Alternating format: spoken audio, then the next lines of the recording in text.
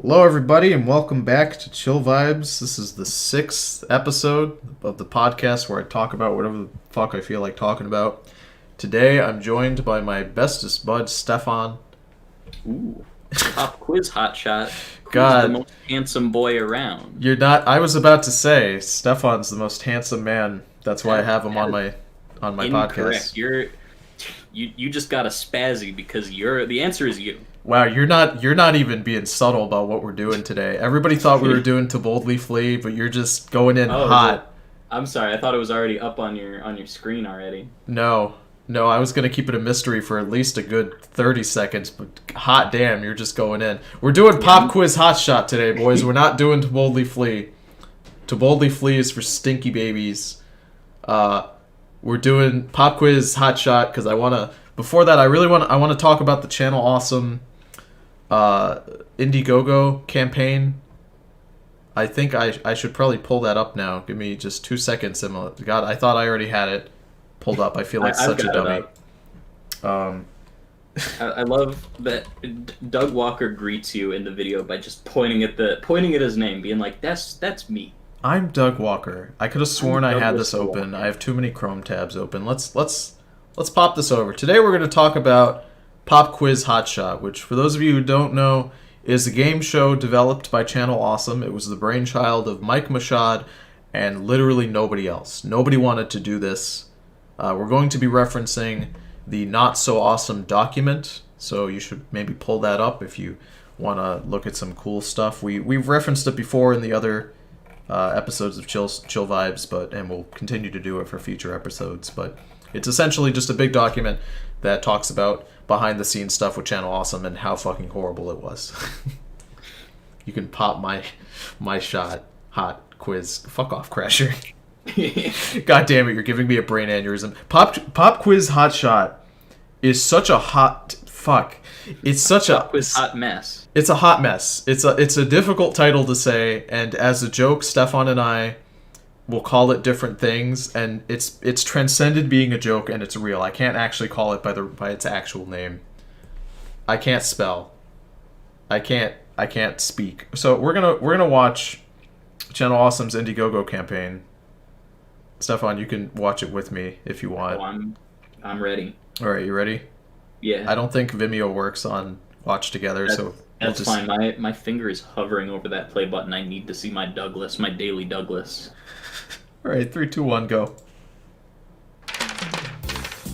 Oh, hello.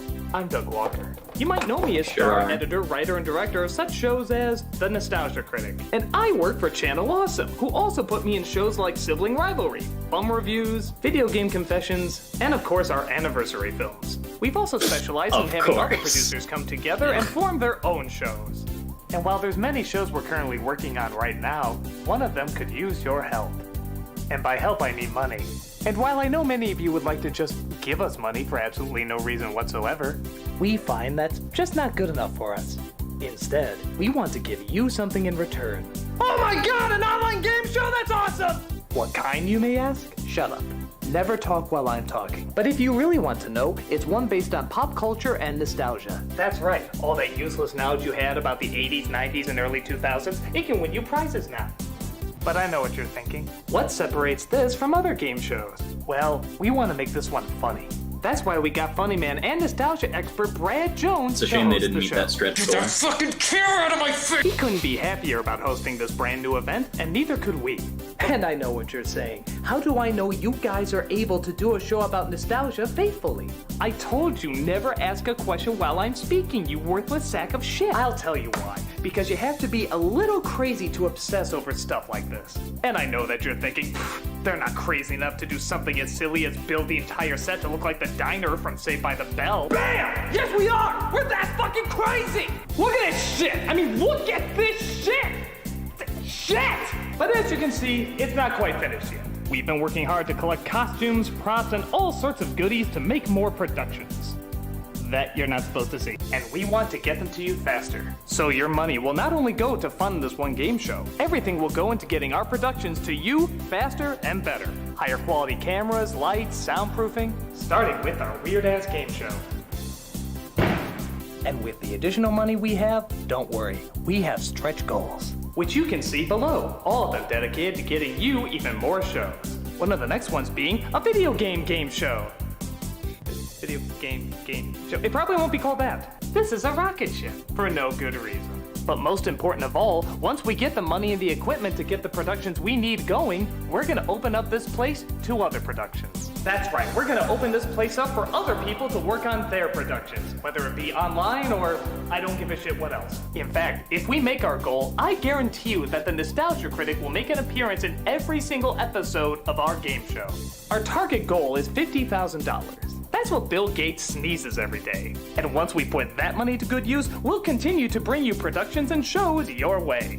Check the link below so you can see what rewards you can get for what amounts you can donate. I'm Doug Walker, and this is the last time I lick a frog before shooting a video.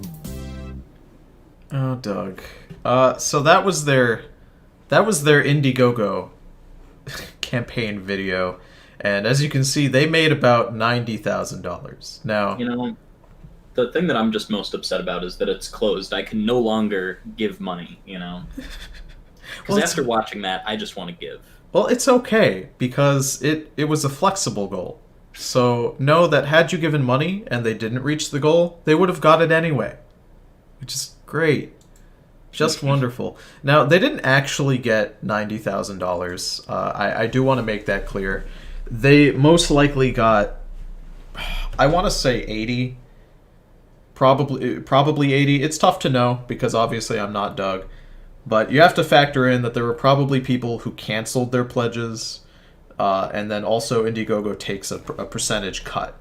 So factoring that in, I would imagine they made a lot less than 90,000. They probably made something closer to 80, maybe even less than 80. But the fact, Cancel their pledge. who would cancel giving money to Doug? He's so trustworthy and not strange at all. Also, please let me know if the audio for this video is weird. If Stefan's too quiet, let me know and I'll bump his audio up. It's hard for me to know because I'm not actively watching my own goddamn podcasts or live streams, and audio is such a pain in my ass. Right, so let's go ahead and look at this campaign. You'll if you were not dead, if you didn't die while watching that, you would have noticed that Doug mentioned 2 other shows, or maybe just one. He meant the fact video game show, and then what was the other one? the comic one. The like comic gauntlet. No. Video. You were close. Video game gauntlet. That's Gaming right. gauntlet. Some shit like that. So the gaming one never happened. That did not happen, despite them absolutely smashing their pledge goal, almost doubling it up to 90,000 from the 50,000 they asked for. The gaming one did not happen. 50 episodes, I believe, of the comic one actually did happen, which is really? crazy. Also, they're saying I should be bumped up just a little bit volume-wise. Cool. Let me bump up my good pal Stefan's audio. Call me a 2000s hair accessory because I've got that bump it. Bumpets are still a thing. People still use them. Yeah, but do they still have the commercial? No, that's I true. hope so. It's fine, but I'm sure Stefan could be louder. Oh, we'll make him louder, boys. Yeah, so the comic one actually did happen. I believe it was called Awesome Comics, which is a really bad title. I'm sorry. The people who worked on Awesome Comics, you guys are great. You guys do a fine job with what you were given. You really tried, unlike our boy Douglas here. Though when I go deeper into this, before we even watch Pop Quiz Hotshot, I wanna talk about the production of it, and I do want to preface before we watch. We are going to watch 2, maybe 3 episodes, depending on how time goes. We're going to watch the pilot episode. Watching the whole thing, all 10, 15 episodes. What? 12 episodes, actually. Oh my god, that sounds like torture. God, no. I think we did that back in college. We did. Like 2016. I think Tony and I sat down one day and we watched them all start to finish. We didn't just do that. We watched all of the anniversary films. We watched Linkar's film. We watched any Channel Awesome movies we could find. And also all of Demo Reel and all of Pop Quiz Quasimodo Hotshot Pokaz. We watched all of that. I will preface this. I think a lot of people forget. A lot of like videos I've watched that talk about Pop Quiz Hotshot love to just talk shit about the contestants, which I think is really inappropriate and rude.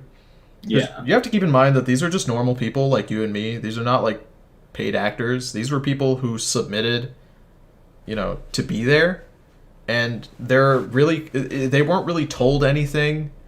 When they were told things when they arrived on the shoot, in the green room, they were told what they were going to be doing. Really. Listen, I know it's a little strange, but you've got to let Doug lick both your cheeks and your nose. He will not go on set unless he does that. A lot of people weren't expecting Doug. I looked for some testimonials of people who were actually in Pop Quiz Hot Shot, and there's a lot of them, because there were a lot of episodes that were filmed but then not aired. And there were a lot of segments that were filmed but not aired. And a lot of people did not know that Doug was going to be the host, because they filmed like 50 pilots. They filmed a lot of pilots, and the pilots that they filmed, the audio was lost for almost all of them because they didn't do proper audio capturing, which is another thing. Brad was going to be the host, as was shown. Brad was shown here. Doug ended up being the host. But Brad was still in like a million different episodes that were all canned completely, which is just a fucking disaster. At one point, I believe it's episode 5, which if we have enough time, we will watch episode 5. It's the worst one because it has a guy named Ed, I believe. Oh, I think I remember this. Yes, and Ed does this insane character bit. He plays Ed from Ed, Edd and Eddy, right? He does this off the set too. Oh. And Brad was originally the host for that episode, but after hearing, I believe it was quoted as 3 minutes. Some people say 2, some people say 3. After just a couple minutes of Brad experiencing Ed being Ed, he walked off set and did not come back. That's what I was able to discover. So let's look at these. Let's look at the rewards, like what you could get. There's a $5 tier for international shipping. That's pretty standard. In case you weren't able to do it. It's kind of funny. This is reminding me of when I buy lightsabers, because there's always like a bonus. Pay this extra amount if you want international shipping. $10 gets you a thank you. You receive a special thank you video from Doug. Pretty normal, I guess. You get an autographed photo for $25. Let's see. You get an autographed photo of Doug, Rob, Malcolm, and Rachel. Damn. Fuck. I should have got this just for a photo of Malcolm. Honestly, yeah. The sad thing is that I don't think I'll ever get to meet Malcolm again. Why not? Well, because Channel Awesome used to come to Kineticon, my local convention, but they were kicked out of Kineticon. Oh, yeah. After the controversy.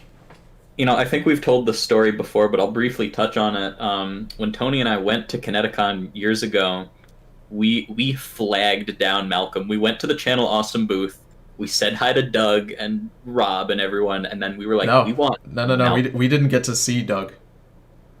No, I thought we did. No, we didn't get to see Doug, because when we showed up to the booth, Rob was the guy who would tell us, all right, stand here and you get to meet Doug. When we were actively talking to Rob, Doug was actively with other people, and we didn't care about I think Doug. You're right. I met Doug at a different con. That's right. When it was you and I together, I remember this very distinctly because we did this twice. The first year we did this, we saw Rob and he was like, "Okay, come over here to see Doug," and we interrupted him and said, "No, we want to see Malcolm." No. And he was like, "Oh, Malcolm and Doug?" And we were like, "No, just Malcolm by himself." I remember I specifically said, "I don't care about Doug. I want to see Malcolm." Which Rob made a face because he was very confused that someone would not want to see Doug. And we just had a great time with Malcolm, honestly. We just hung out with him for a while. It was good. It was pretty good. Malcolm was a really nice guy. He was he was on the cusp at points of talking shit about Doug, but he couldn't. Oh yeah, you could tell. You could tell that everyone there kind of wanted to like point out that Rob and Doug dubbing his lines, and he was like, "Yeah, Doug does do that. He likes to dub over my lines." Yeah, we were like, "Wow, your voice is really good, and we've heard you in like your commercial speaking roles, you know, as a voice actor. Why does Doug dub over you?" Fuck, Malcolm seemed so sad. He seemed just so upset. Honestly, Malcolm's voice is so great. They should just have Malcolm dub over himself, you know, when they need to like re-record audio. I don't know why they don't just do that. No. The next year we went back to see Malcolm. I gave him a McDouble or a quarter pounder. I gave him a burger because he was a voice actor for McDonald's at one point for a commercial, and I got the burger that he tells you to buy in the commercial, only for Malcolm to look at me and say, "I actually hate McDonald's. I'm sorry. I can't eat this." I don't think I was there for that one. I think that's a year that I had to miss. But I remember the picture of you and Malcolm with the burger, and I was so jealous. No, that's right. You weren't there. That was just me. Granted, I didn't expect him to eat it, right? Like, from his point of view, I'm just a stranger beating him at the convention and giving him food. Like, obviously he's not going to eat that. Now, if I had a booth at a convention and people gave me stuff, if you guys came and gave me something, I'd eat it.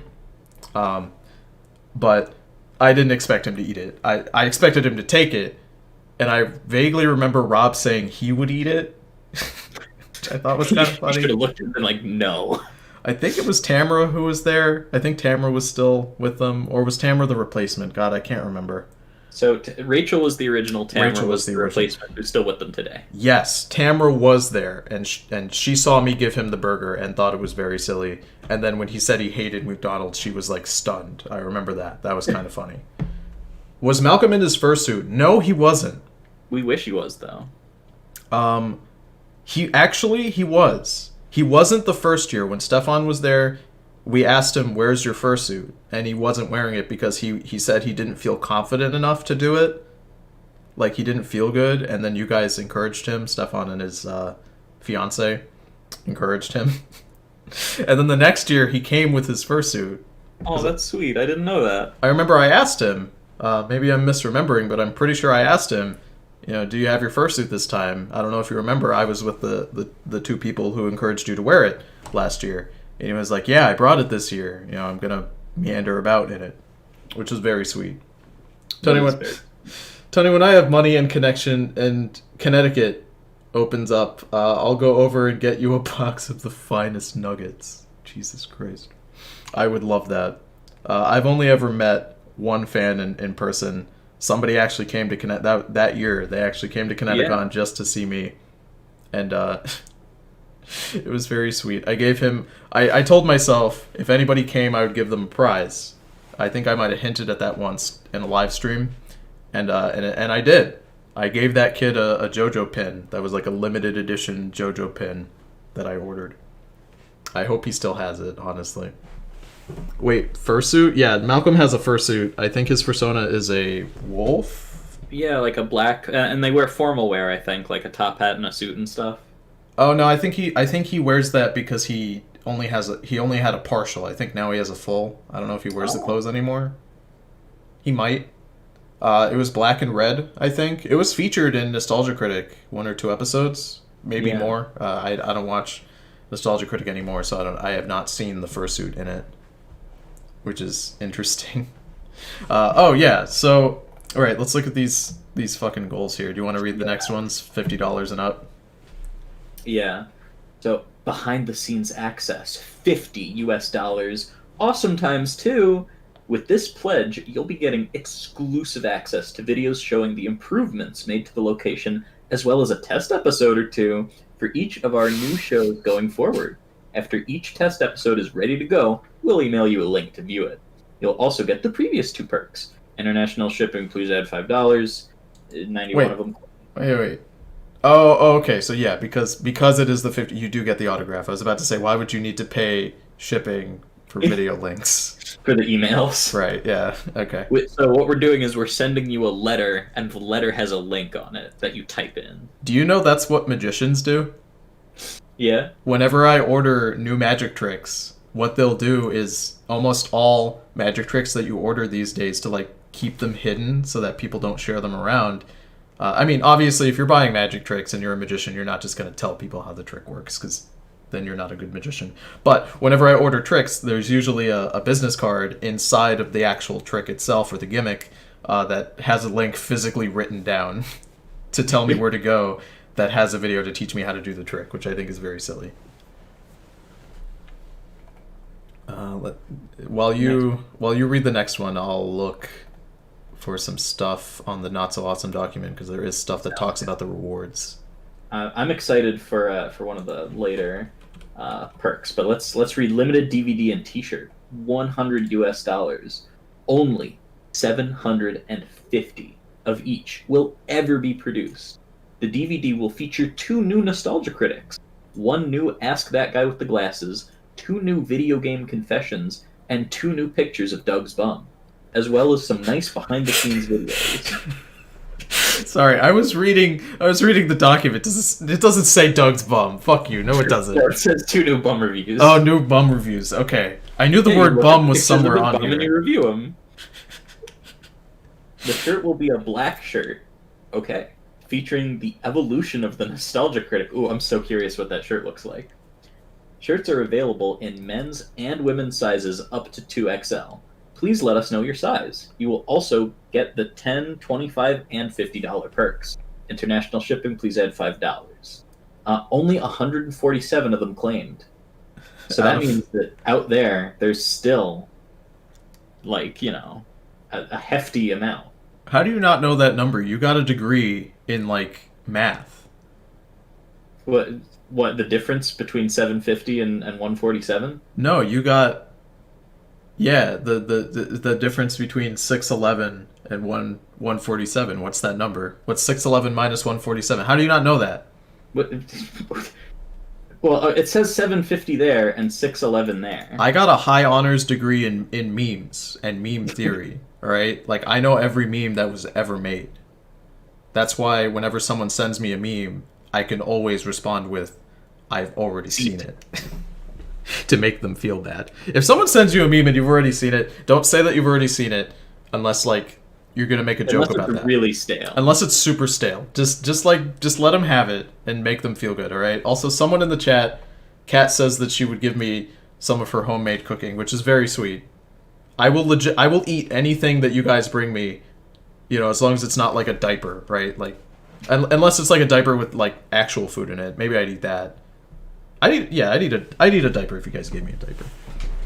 I'm implying the diaper would have shit in it. I wouldn't eat the shit. I'd eat actual food out of a diaper if you brought it for me. I mean, isn't shit just advanced food? That's true. Shit is just ascended food. Punished dinner. Punished dinner. Voicemail greeting. Could you imagine having Doug's dulcet tones on your answering machine? Doug will record a voicemail greeting or another small video for you within reason. I wonder where Doug draws the line.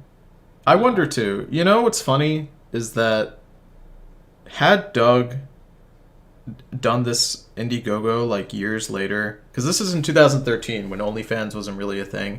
If he was doing that today, he could have totally rebranded the bum reviews.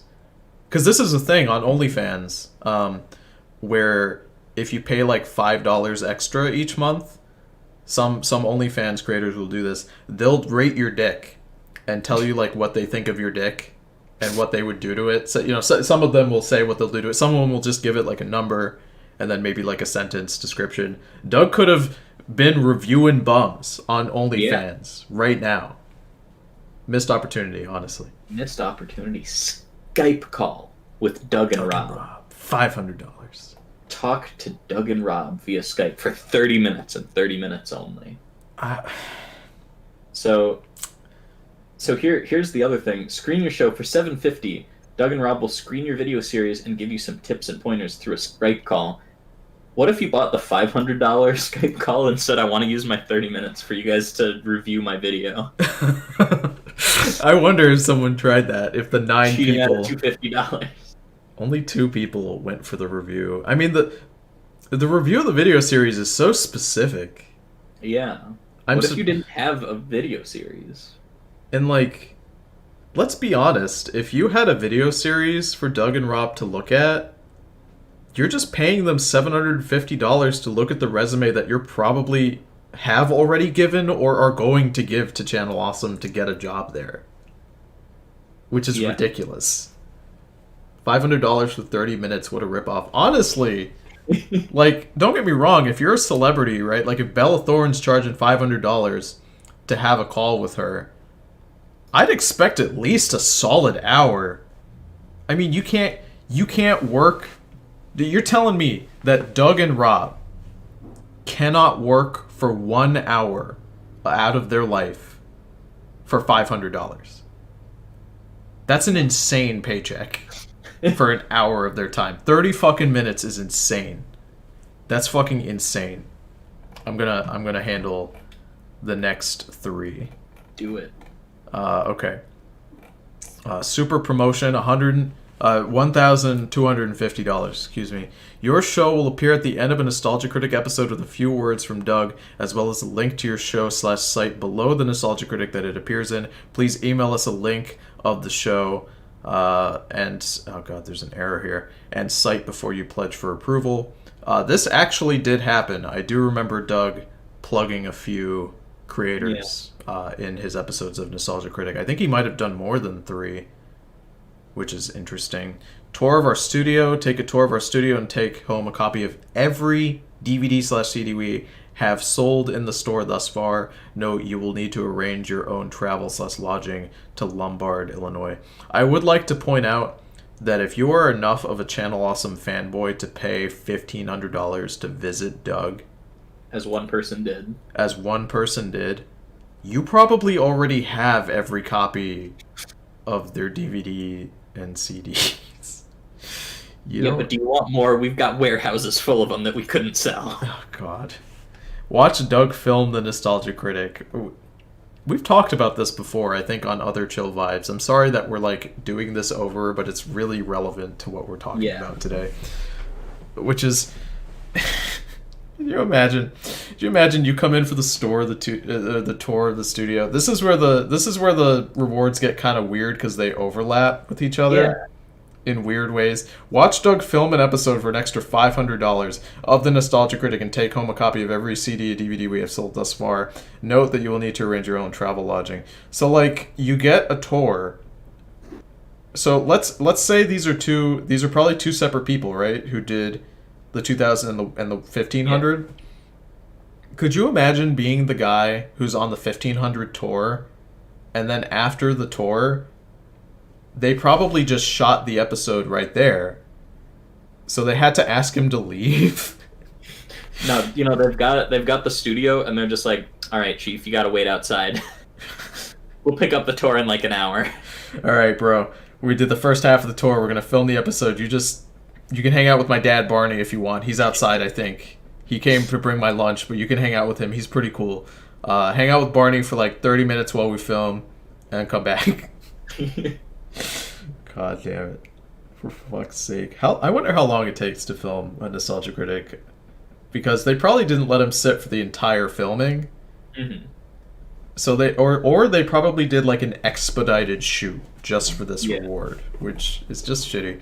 Lunch with us. Have lunch with Doug and Rob, Jim, Holly, Malcolm, Rachel, or Mike as well if requested. I love that Mike Mashad is included. First of all, in 2013, who the fuck knew who Mike Mashad was? Nobody even knew who he was. They put down the 3,500 and they're like, please, I'm opting into Mike. I'm such a fan. I should have paid the 3,500 just to eat with Malcolm and no one else. I would show up legitimate. Let's say I was a huge YouTuber who pulled in big money, like PewDiePie levels of money. I would have taken some of that money and paid to see Malcolm and film that. I absolutely would have done that. Also, hello to people who are popping into the stream. We are midway through. We've spent 30 minutes just talking about fucking this Indiegogo campaign. Goddamn. All right, Stefan. You can do the last, because I know you were excited to do them. Yeah, lunch with us. Fuck all the people that paid 2,000, 1,500, all the tour stuff. They're welcome to come, but they cannot eat lunch. Have lunch with Doug, Rob, all of them. Oh, wait, that's the one you just did, right? Yes. Yeah, sorry, I repeated. Be in a Nostalgia Critic episode. Appear as a character in a Nostalgia Critic episode. You'll need to arrange for travel and all that, and you'll get the DVDs. Did that happen? I don't remember that happening, but I would believe it. I cannot confirm or deny if everyone got their rewards. Now, generally with Indiegogos and Kickstarters that are failures, not everybody gets the rewards, if people get them at all. So I am leaning on the side that not everybody got the rewards. I can confirm that some people did, because this is what I was looking for in the documents. People had to wait 6 months past the date that they were expected, right? So the estimated shipping was November of 2013. People had to wait 6 months minimum after that to get the rewards, because on the documents it says 6+. So 6 was the minimum. You could have been waiting way longer than 6 months to get any of these rewards that were physical. And then below are the sold out ones that actually were done. The limited edition metal print, I'd love to see that. The sketch by Doug for $250. People are harping on Butch Hartman right now. But imagine having a Douglas original. God. Guys, I used to have a Patreon, and let me tell you, you could get digital art from me for a lot less than $250, and it was the same quality as Doug's art. Because Doug is not an artist, all right? Doug is not a guy who makes really good pieces of art. We've seen the art that Doug does. It's not phenomenal. I am at the same level of Doug, and I was charging a lot less than Doug. And don't tell me that his celebrity status warranted another $200 on top of it. For fuck's sake. God, does anybody remember? Dingo, you should remember, because you paid for my Patreon to get digital art. I think I was charging $25 or $35, and I would live stream the art for you, and then I would send you the file. I'm pretty sure that's how much I charged. And I draw whatever the fuck you wanted. What's that? When are we getting more Lanky Loafers merch? When are we getting more Lanky Loafers? Oh man, I think Lanky Loafers is one of the only characters who wasn't taken down for copyright infringement off of my original store on my old YouTube channel. Tony, can you draw my OC? Lanky Loafers is an original creation. Lanky Loafers is an original creation. He's not Luffy at all. He's not a bootleg Monkey D. Luffy at all, I promise. I don't even know who you're talking about, frankly. Site linkage. This one doesn't even say what it is. That's probably that they would link to your site on the Channel Awesome site. And I guarantee you this one never happened, because the site was never updated. Mike was never gonna fucking do anything. Fuck, I'm just remembering all the sketches. Tony, would you draw my OC, pretty please? No, I don't have a Patreon anymore. Tony would... here we go. Dingo says, Tony would draw very handsome art for premium dollar. It's true. This one implies that Doug would just sketch... A sketch by Doug. It doesn't say that Doug... Yeah, is it of you? Is it of something you request? Maybe because it's sold out, it doesn't have the description anymore. Mm. I'm willing to bet that Doug probably drew whatever he wanted. Self-portrait? Self-portrait. Portrait of Rob's penis, maybe. But not me. I would draw whatever you wanted. If you asked me to draw anything that wasn't pornography, and sometimes I would draw pornography anyway, just for funsies. Every fucking request that Dingo asked for, I drew for him. Without question. I don't think there was a single time where I didn't draw something that he asked for. I think there was some times where I would, like, purposely misdraw what he asked for, but that was for funsies, and that was expected after I drew, like, 5 things for him already. When will you draw Wiggle Dicks? I remember when Wiggle Dicks was a big video. So obviously here are all the things here. And here's what we're gonna do. We're gonna look at the pilot. Now I would like to preface, as we go in and actually fucking watch, I will preface this. Let's not make fun of the contestants, okay? No. The contestants are normal people. They're gonna do stuff that's cringy. They're not reading a script, okay? It's just... It's just that there are normal people there, and I get they're maybe uncomfortable. They weren't told what they were going to be doing until they physically showed up at the shoot, right? God, fucking Brad. These are people who didn't know what they were getting into, okay? And they're working with people. Here's another thing. Nobody wanted to make Pop Quiz Hotshot, okay? One person did. One person wanted to, and that was Mike Machad, the owner of Channel Awesome. He came in. He told Doug and everyone else, I want a hot quiz pop show. I want a quiz show. Okay?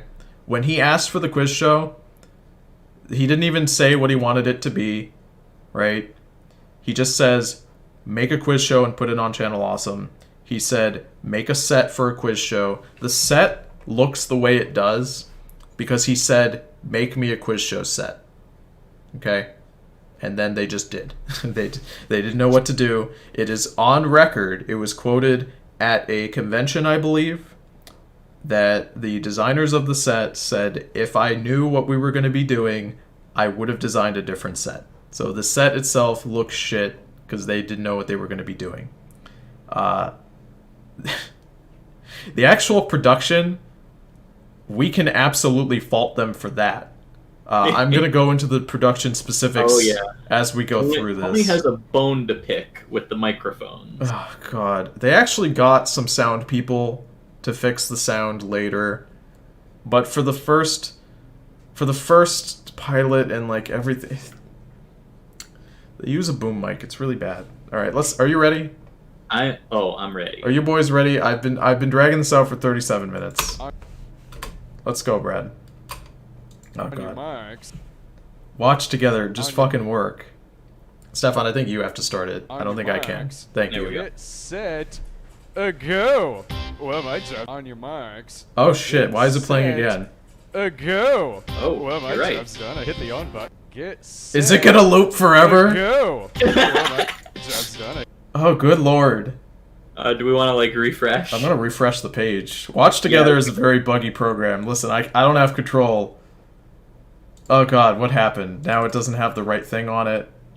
Don't pretend. Fuck. I'm gonna have to manually drag this over from YouTube and put it in.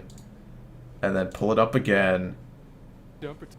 Get set, go. Okay. We're good. Well, my job's I done. think. I hit the on button. I think. Alright, catch Infinite. those. Alright, cool, we're good. I would ask if this is the cheap dollar store version of this game, but I can't honestly remember what the original version is called. Magnet Fish. That's what it's called. Alright, now, just remember, this is Miss Stockholm's dinner for the night. Yeah, whenever you catch those fish, you gotta take them up back, you gotta de-head them, debone them, demagnetize them. It's gonna be quite delicious, actually. I cannot hear The Brad. Colonel and the General have money riding on this game, and both of them lost kind of big during the Super Bowl, so if you can help them out a little bit, that'd be fine. I like keeping a positive vibe in the torture dungeon. Little more fish? Boy, 60 seconds feels like a long time when you're catching a bunch of plastic fish in plastic blue water. Huh. Oh no, you threw them back in! Well, that was the most humane thing to do. Alright. Well, Oh, good lord. that's Barney. German Barney, from what are you X saying? is our winner. Take him over to the And of secret course, we location. have our boy, Don't shoot Farad. them yet, fellas. I'm Brad Jones. This is Pop Quiz Hotshot.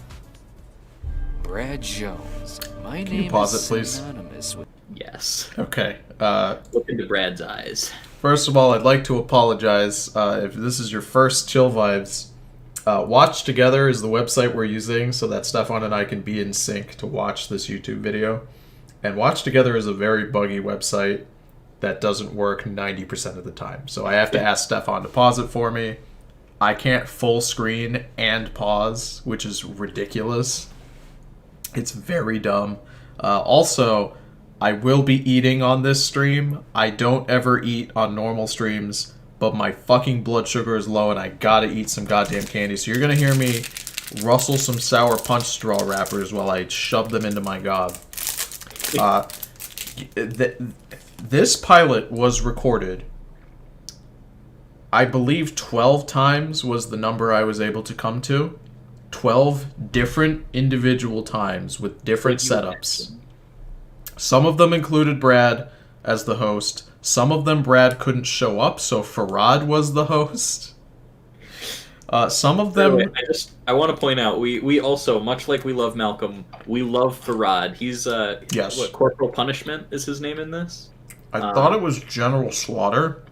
Yeah, I think you're right. It is General Slaughter. And he does all of the Nostalgia Critics intros. You know, the na-na-na-na-na-na. That's Farad. Farad does a lot of the technicals on Channel Awesome, not so much the acting. He's a very sweet man. We didn't know how to pronounce his name because it's spelt Fard, F-A-R-D. His name is pronounced Farad. If that's not correct, that's not my fault. That's what Malcolm told us. Because when we went... Yeah. I remember when we went to see Malcolm, I asked, where's Fard? And he said, who? And I said, Fard Muhammad, is he here too? He does, like, your technical stuff. Is he here? Can I meet him?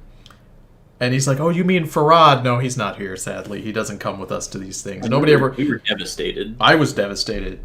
As a film student, I wanted to see the guy who does their technicals, because I know he tries his fucking damnedest to make this shit even palatable. But, yeah, we do. We love Farad. So this was recorded multiple times. A million times. Nobody on set wanted to do it. One thing I've come to the conclusion is that the Walker brothers, specifically Rob, would treat you differently depending on what your value to them was. Because when I was looking for testimonials of people who worked on Pop Quiz Hot Shot, people who worked as staff that they needed. So one of the testimonials I was able to find was from a sound guy who did about 6 episodes, I think, of their sound. And he said that they treated them really, really well. Him and his wife. And I came to the conclusion that was because they needed them to do the sound. But the contestants were replaceable. So a lot of the contestants quoted Rob specifically, who was the director, as being the fucking worst. He was extremely rude. And if an actor was doing something he didn't like, he wouldn't tell them to stop. He would just treat them poorly. And they were supposed to take that to mean, I should stop what I'm doing or adjust because Rob doesn't like it, which is ridiculous. Yeah. You want to keep going? Yep, I'm ready, but I kind of like looking into Brad's eyes, to be honest. We stand Brad here. But one thing has eluded me. The game show. I always wanted to try my hand at running the elusive prize. No, you but didn't. When the powers that be refused, I had to... On the subject of prizes, in the not so awesome document, it said they had to be told to have prizes by Holly. They did not know that. How do you not know that you got to give prizes on a game show? Wait, hold on. You're telling me they give away money on Who Wants to Be a Millionaire? Stefan, can you think of a single game show that does not give prizes? A single one? No. No. I can't. Even the one you've seen the original that they based this show off of. What was it called? I know that you know it. You mean with the whammies instead of the spazzies. It was from the 70s, right? Yeah, You're the 70s king, come on. Game show, what was it called? Press Your Luck, that's what it was. Pressure. That's funny because my favorite chef in the entire world, who I love, his cooking show is called Pressure Luck. Like pressure cooker. Pressure Luck. I love him. He's great. He does Instapot recipes. If you guys own an Instapot or a pressure cooker and you want to learn how to make dope-ass food, look up Pressure Luck. It's really fucking good. His YouTube channel is fantastic. His cookbook, I use it like multiple times a week, almost every day, every week. I love it so much. Anyway, yeah. They gave out prizes on that show, right? From the 70s? Yes. Also, somebody says the 70s were not an aesthetically pleasing decade, and I'm sorry, but you're gonna have to be removed. You're gonna have to be #banned from the chat by Stefan. It's an executive decision. All right, you ready for more, Brad? He says 50s and 60s I can get behind, though. That is acceptable. You get a 1-week ban only. I'm ready to keep going, yeah. To take matters into my own hands. With the aid of my fellow partners in crime, General Anesthetic, and the lovely Miss Stockholm, I created my own glittering, prize-filled wonderland. Questions will be asked, contestants tortured for my amusement, but one thing always remains the same. Here, the 80s and 90s rule. Heads up, universe. This is Pop Quiz Hotshot. It sure is. At least Channel Awesome's on brand, you Welcome know. to Pop Always Quiz, in space. I'm your Oh host, god. Brad Jones, the sadistic game show on which my cohort, the General here, make that sweet music that I like so much. There you go. He has kidnapped Max and John. I don't mean to spoil anything, guys, but one of you is going to end up dying at the end of this. He Sorry. looks like I'm not Megamind. the rules, except I do. Brad has a 500 IQ. Okay, the contestants have to answer Brad's pop quiz questions, and then when they hear this sound, Camera is not lit very well. She's not lit at all, I don't think. they have to face what's in the box, and then the winner faces off against the nostalgia critic to the death. I think I got that. Can you Great pause it if for a Doug sec? lost the first round and then just died. I would love Now if that you know Doug what just your died. first- Could you pause it, by the way? My tippy toes. Yes. Funny that you mentioned that. They actually stacked the questions in favor of the contestants. But guess what happened? The original plan was for the contestants to beat Doug most of the time on the questions by giving them easy softballs and giving Doug ones that he didn't know.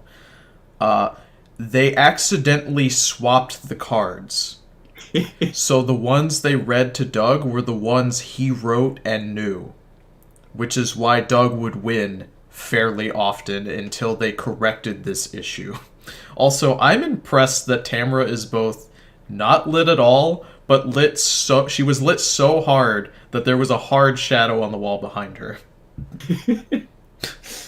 Also, please let me know if the audio for Pop Quiz Hotshot too loud or too quiet for you guys. I want it to be just loud enough for us to talk over it. Or for you guys to hear it, but quiet enough for us to talk over it if we need to. Yeah. Please let us know if it needs to be adjusted. I'm pretty sure I got it decently fine.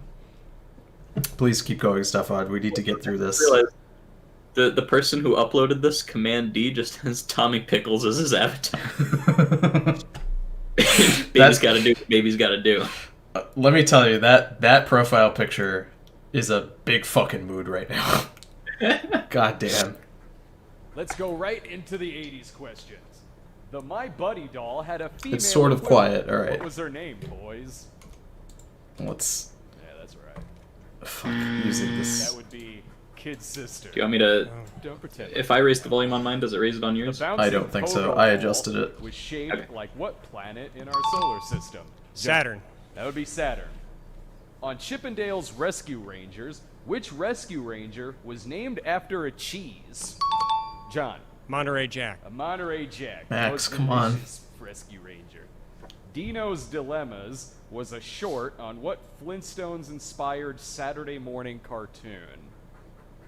Yeah, I don't blame you. Oh god, they're trying so Flintstones hard. kids. It was the pup named Scooby-Doo of its time.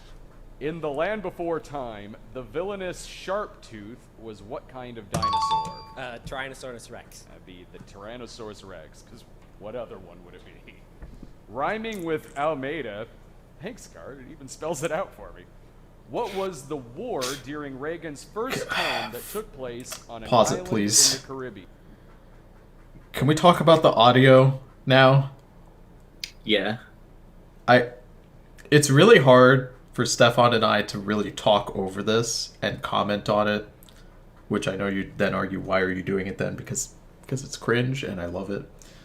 But like, the fucking audio in the background, believe it or not, so this was shot, this isn't the believe it or not part, obviously you can believe this. This was shot in a warehouse, obviously. This warehouse was not soundproofed, which is why there's a horrible echo over the entire thing.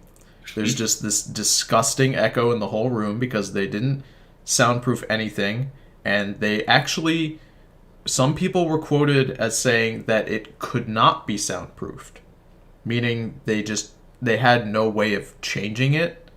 My guess is that they would need to put sound dampening foam everywhere, but they would need an industrial size amount of it. Make room in there, and I think they've done that. I think they've put temporary ones, maybe. Can you confirm or deny? Because you keep up to date with Channel Awesome. Do they have temporary ones just like plastered everywhere, or is the whole wall covered? So all I've seen, and again I'm not an expert, is they've got like a green screen room that's set up in the big warehouse area where it has 4 walls and a ceiling. That and I would also assume that where they shoot stuff they have other false rooms like that. But with this, I believe it is just open. Yes. So The Office. They originally planned to shoot Nostalgia Critic out in this open warehouse zone, but because the audio was so fucked and they couldn't fix it, they just had to shoot in the office. That was by necessity. That's why they shoot in that tiny little office for Nostalgia Critic. So get this. Because this was built as a warehouse not to be shot in, there were days where they could not shoot Pop Quiz Hottie Patati shot, quasi shot pot. They couldn't shoot it because if it rained, the sound of the water on the metal roof echoed so extremely in the warehouse itself that there was nothing they could do. Even putting lav microphones, which for those of you who don't know, a lav mic is just like those tiny little small pin-on ones. The little clip-on microphones that you'll see on like collared shirts, usually for interviews. Even those microphones would pick up the audio of the rain striking the roof. Tony, why is there reverb? Why is it echoing? You mean for me, or do you mean for Pop Quiz Hotshot? Because if I'm echoing, I'd like to know. Because I can't hear myself. But for Pop Quiz Hotshot, it's echoing because the room is so fucking big and there's no sound dampening walls that the echo audio that's coming out of like Brad's voice is echoing off of every fucking wall in this canyon of a building. And because this microphone that you're seeing that Brad is speaking into is not a lav mic, which is what he should be wearing. He should be wearing a clip-on lav mic on his coat. This is a boom mic. And boom mics are supposed to be for like very targeted audio. But like not as microphone. It's not supposed to be that close to his... God, there's just so much wrong. There's so much wrong. Can we just keep going? I'll get back to the microphones. I promise. I promise. Max. The Iran-Contra affair? Well, given that does rhyme with Almeida, the answer is no. No idea. That would be Grenada. Oh. You said Grenada. Oh. It would have so been wrong. Didn't they Which like get lead some actor questions from wrong, Knight and weren't they Rider called out in one of the episodes? Yes. David Hasselhoff. One guy actually points out that the question asked was TV incorrect. series Trapper John M.D. was a spiritual successor to which Robert Altman movie, and not the TV series the movie was based on? Not big Trapper John fans? The Trapper John fans out there are really disappointed. That would be MASH. Oh. In Oh. Oh, Whoops. Now I know. In Spaceballs, who plays Lone Star? No, I'm just asking. John. Oh my gosh. John, you can't buzz in but not give an answer. Farad just chilling. Got it. I'm sorry. You want to take a go? I have no idea. That would be Bill Pullman. Bill Pullman. You were gonna say Bill Paxton, weren't you? I was, actually. I love that the's no music over this entire thing. Well, Yeah. true or At all. false? True. Go ahead. That's actually correct. Okay. It just What feels so talking doll lifeless. said- You know they had a what studio talking audience, doll right? Said, I know you are, but what Yeah. am I? They actually didn't have a studio audience for half of the pilots, and then for the other half of the shoots for the pilots, they included an audience to make it less awkward for the contestants, because they felt weird being here by themselves without like other people around, if that makes sense. Yeah. Glowworms. None of you had glowworms? Neither did I. Can we get any Trapper John fans in the chat? Come on, guys, stand up. I know you're there. In 1989, Bart Simpson became famous for telling viewers not to have a what, man? John. A beef. A cow. Immortalized in the movie E.T. Ground beef. What speaking electronic toy from Texas Instruments taught kids how to spell? Refrain Speaking from spell. having a That's ground right. beef, fella. The Atari John is PC game real knocked good. them dumb again. Yeah, John is honestly Thank you. Oh, is it Spazzy time?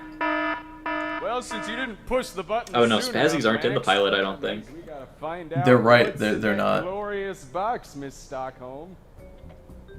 Oh God, Miss Stockholm. Answer every Oh, question shit. like Optimus Prime. Oh, I saw that movie. Back when I was able to see movies. Pause it. Yep. Right there. Oh, go back. We gotta show off the. Okay, you can just barely see them. It's kind of hard to get a perfect frame with this weird ass program.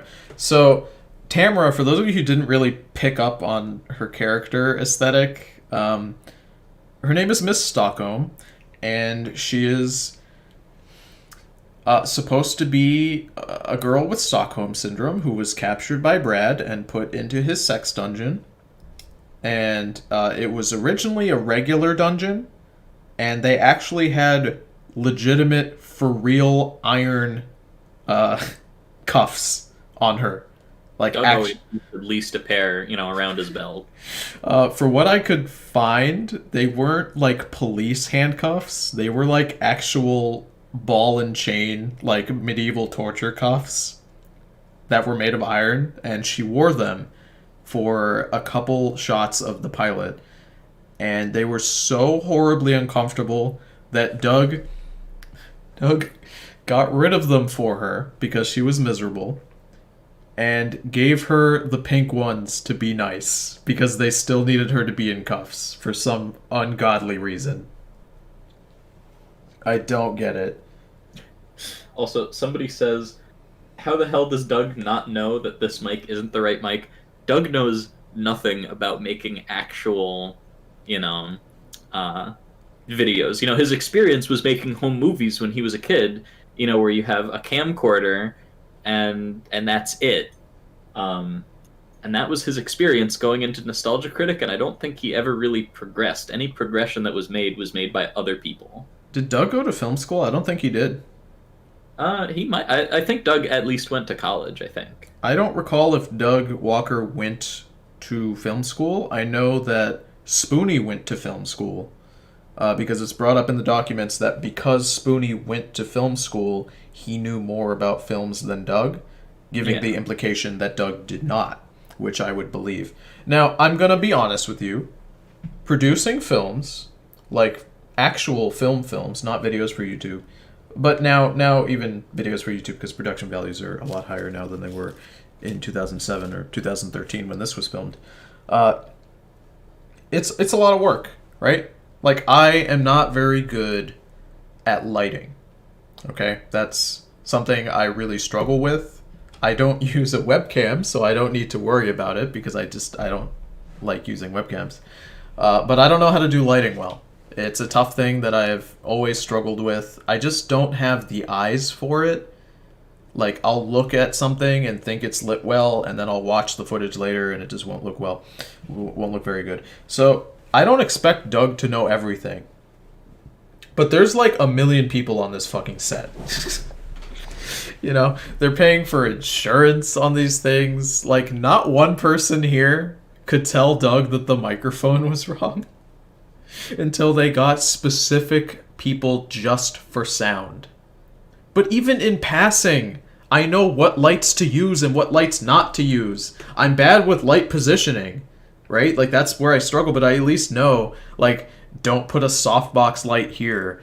Don't put a spotlight there, Like, Doug didn't know any of this. What the fuck is he doing? I bet when the lighting people showed up on set, they looked exactly like Tommy Pickles up there. I don't think they had lighting people. Sound people. They went through like 4 different sound people, I think, which is a lot. Let's keep going as Tamara speaks into the With shotgun every mic. question, like Optimus Prime. Oh, I saw that movie. Back when I was able to see movies. She's just here to be a woman. to be a She woman, which understands is the not. rules. Tamara's talented. Let her do more things. Perfect Yeah. Optimus Prime impression. Thank you. I'm sorry, Max had to take a break and go to a con for 5 minutes. All right, now on with the questions. In case you're wondering, these are all Nostalgia Critic props. Who's the main villain? Mother Brain. Mother Brain. Thank you. We also had accepted the writers.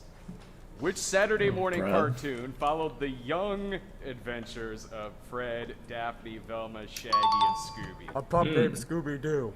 Didn't he say pup named Scooby-Doo earlier? What are the odds? Yeah, Pup Named Scooby-Doo Which was the TV answer to show's a previous finale in question. 1983 Jesus. still Or no, holds sorry, the he referenced record it. You're right, he for most didn't. watched It wasn't the answer, he episode just of referenced TV in it. history. MASH. John, MASH.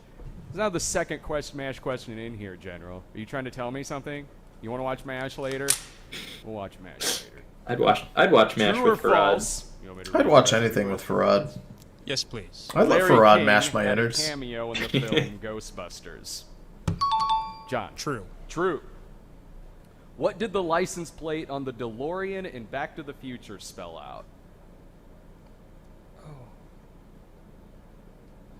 It wasn't Sexy Time 1. That would be Out of Time. Did they have? In Return Did they of the have Jedi, Malcolm at this how point or long did no? C-3PO say the victims of the Sarlacc pit. Yes, they would did, be because this came out at the same time as 1,000 whatchamacallit, Judges? Demo Reel. A millennium? Why not have Malcolm be Yeah, the that was host my instead of Brad? Alright, yeah, it was a yes. Over 1,000. Brad. In which Fox TV show Brad didn't did wanna Johnny be Depp here. play an undercover cop in high school? John. 21 Jump Street. 21 Oh Jump shit! I Street. kicked my Also desk. Mordecai the series. In the show Banana Man, alright, what fruit did Eric Wimp have to eat in order to become Banana Man? A banana? Yes, it was a banana. I don't even know if that show's real, but it was an easy question. Sesame Street composer Joe Raposo also wrote the theme song to which sitcom featuring John Ritter and Don Knotts? John. Oh, good Three's lord. Company? Three's Company. You're like, is it Three's Company or Three's a Crowd? I don't know. Remote Control was the first game show on what music network? John. MTV. Jeez, what other music networks are there? These What is questions the are name a of little Garfield too the easy. Cat's owner? Well, and then some of them are John, completely John. off the wall. Yes. Yes. I'm not going to continue on with that joke. That'd be stupid. In what TV series did Michael Landon play an angel sent down to Earth to help people? John. Stairway to Heaven. You're close. No. I don't like that they give John time to think. Big Michael Like he Landon. buzzes in and then thinks for 10 seconds and then Highway answers. to Heaven. Highway to Heaven. Or just what Michael Landon John, didn't realize. your answer.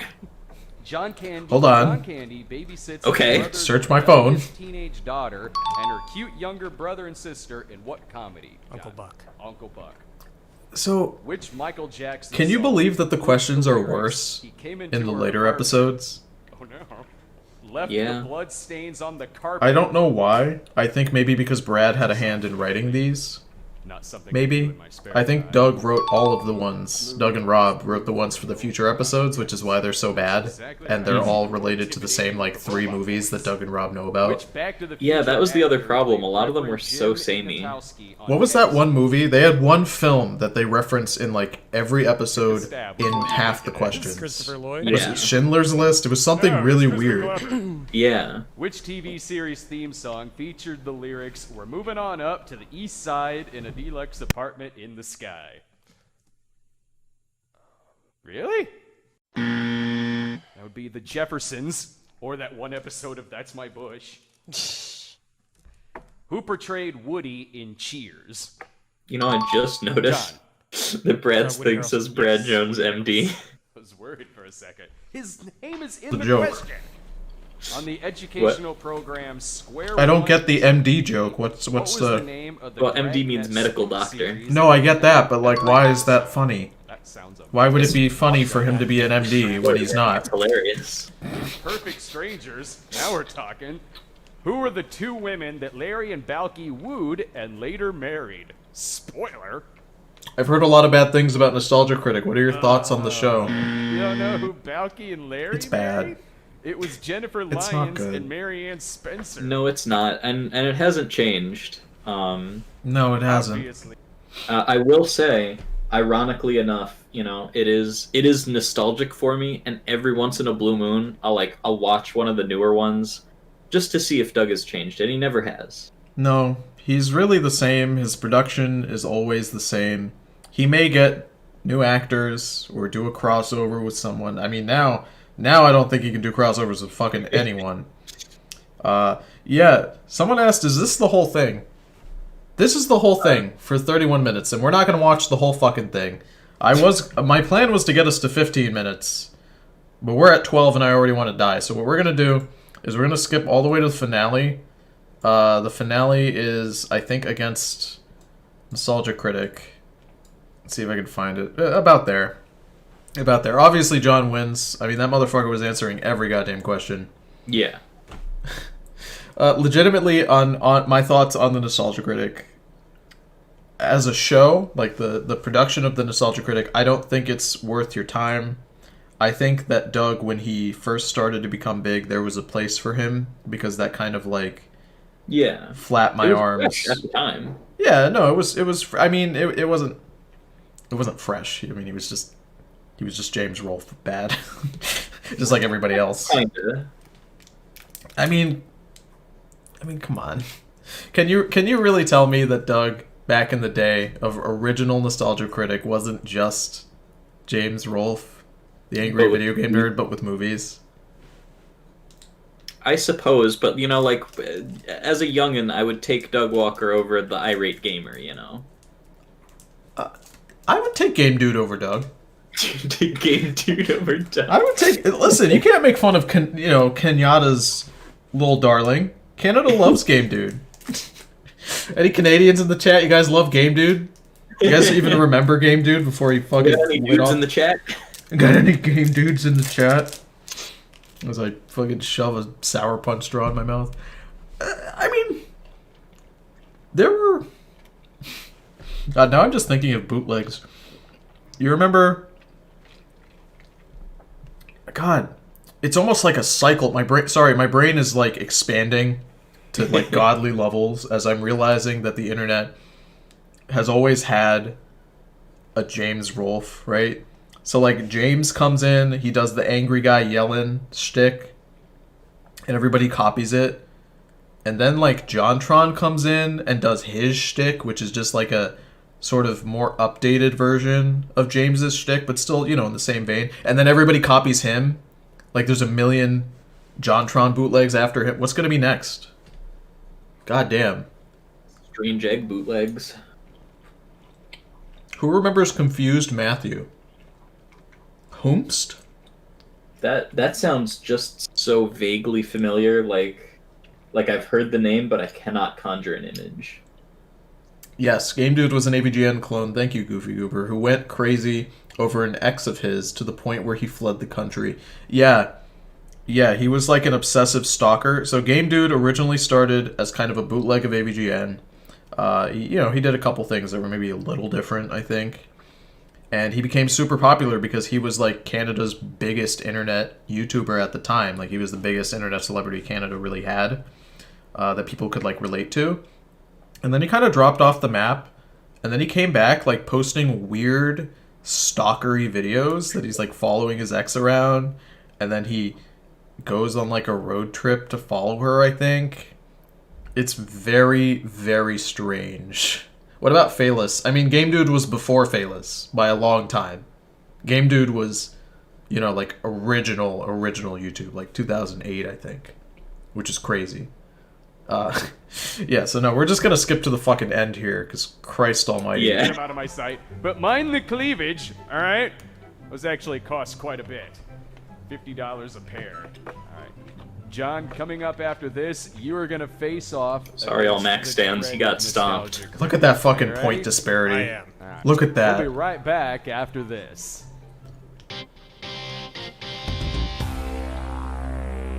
And we are back. John, are you ready to face off against the final boss, the Nostalgia Critic? Here we go. Final boss. Cut off my sentence there. Level 99 Come on boss. out, Nostalgia Critic. Oh, he's still alive? He is, but he might die. He might die. All right. Currency death, lots of it. Well, look. Can't hear you, Doug. Do me a favor. Throw the match. Doug, can you yell into the boom mic? Happy that you've gotten killed. It would make him. It would mean the world to him. It is his birthday. I think Doug wins this time. Is he? I think he does. Also, All right, I we're think it gonna isn't try until like something episode 3 or interesting 4 this time. that Let's he say, loses. for the sake of argument, that John loses. That means his he hasn't lost yet. That means that his $100 prize will then be pooled into the next episode, and if that person loses, he gets pulled next, and so on and so on and so on. If it keeps going, someone might win $1 million. John, I think your fly is open. Well, you this want- should go. I'm so curious now. Go back if you want. Someone might win $1 million on this. I don't know. Oh no, it's zipped up. It just Well, this should go. the lip of his jean is open, I guess. Whatever you call that little zone. Okay, so the category is Disney love songs. I'm going to read you a lyric from a Disney movie. You just got to get the right answer. You ready? Okay, here we go. No man is worth the aggravation. That's ancient history. Been there, done. Been there, done. Mulan. No, Hercules. Love is an open door. Life can be so much more. Mulan. Frozen. And when she's and when I she like was that there's sad, actually I was there music. to dry her tears, and when she was happy, Yeah. so was I when she loved me. Toy Story 2. Yes. Oh, this is the night, and the heavens are right. Oh, this lovely Bella Notte. Lady in the Tramp. Lady and the Tramp. I know you. I walked with you once upon a dream. Sleeping Beauty. Someday my prince will come. Someday we'll meet again. Snow White. Yes. A dream He's is a busting wish out your all the heart Doug makes. faces.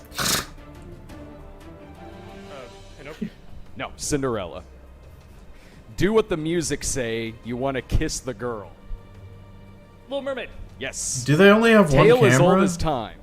Beauty and the Beast. Yes. I think so. That's a joke. I know they don't. Sit They have together 3. now and forever, for it is They have plain as 3 anyone fucking can cameras see, and they're not gonna we're use simply them. meant to be.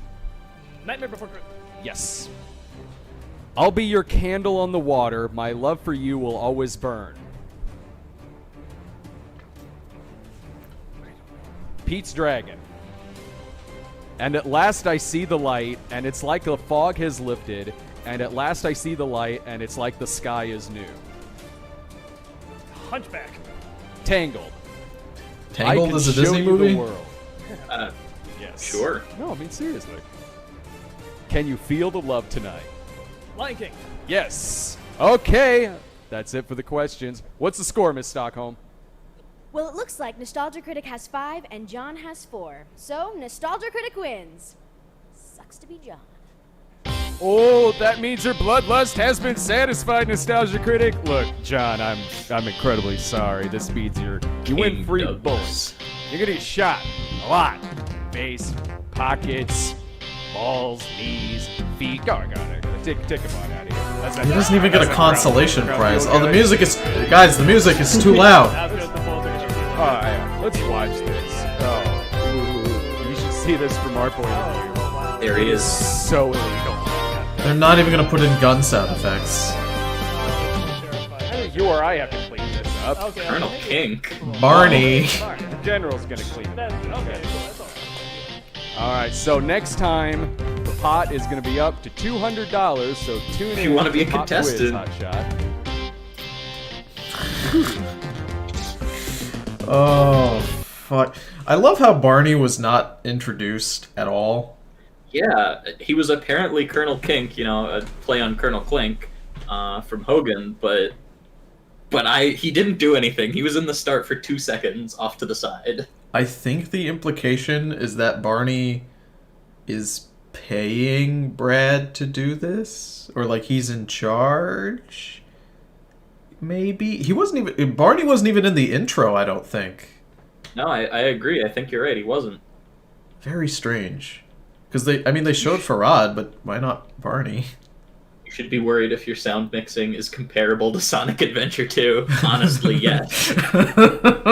That's the greatest fucking. Who wrote that? You're the fake critic. Chugs with the fucking best comment I've ever seen to describe every Doug Walker production. At least Sonic Adventure is fun. Okay. Yes. At least Sonic Adventure is the best one of the two. Yes. Oh, you're not gonna say no? I thought you'd say 2 is better. Oh, I thought you said 2. Yeah, 2 is better than the original. Oh, fuck you. What? Sonic Adventure 1 is better than Sonic Adventure 2, and eat my nuts if you disagree. That goes for everybody. You cut out. What kind of paper-thin argument are you trying to produce right now? I'm producing the argument that Sonic Adventure 1 is a better story and more fun video game than Sonic Adventure 2 on the Dreamcast. Well, you're incorrect. I would say that the treasure hunting segments, in Sonic Adventure 1, they were just retooled Sonic stages, like most of the other stories, and that wasn't very fun. And in 2, you get Pumpkin Hill. Pumpkin Hill is a good argument, but Sonic Adventure 2 has a way worse story that doesn't feel as connected, and also it doesn't have E102 Gamma, who is the best written character in Sonic, and that's not me memeing. If I had to think of all the Sonic stories, excluding the comic book, so just the games, Gamma's story is the best fucking story in Sonic, and anybody who disagrees... I agree with you. I absolutely agree with you. Gamma carries Sonic Adventure 1 to being better than 2, in my mind. That's how much I love him. Escape. Listen, you're whipping out Pumpkin Hill, so you've made me do this. The stages where you play as Tails and Eggman in Sonic Adventure 2 are some of the worst fucking stages in any Sonic game, period. I would say that the late treasure hunting stages, the ones in space, are worse than the Eggman and Tails segments. Okay, let's say for the sake of the argument that I concede that from a gameplay design perspective, that the space levels are worse, right? So I hand that to you. You know what's not worse in the space sections? The audio that is raping my ears, because when you have to play as Tails or Eggman, it plays this horrible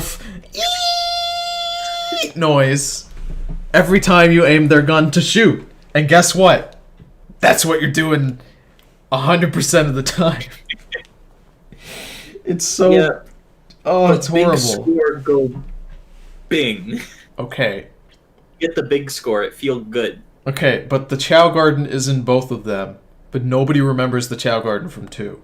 What, are you joking? The Chow Garden from 2 is way better. I think it's better, but nobody else seems to consider it.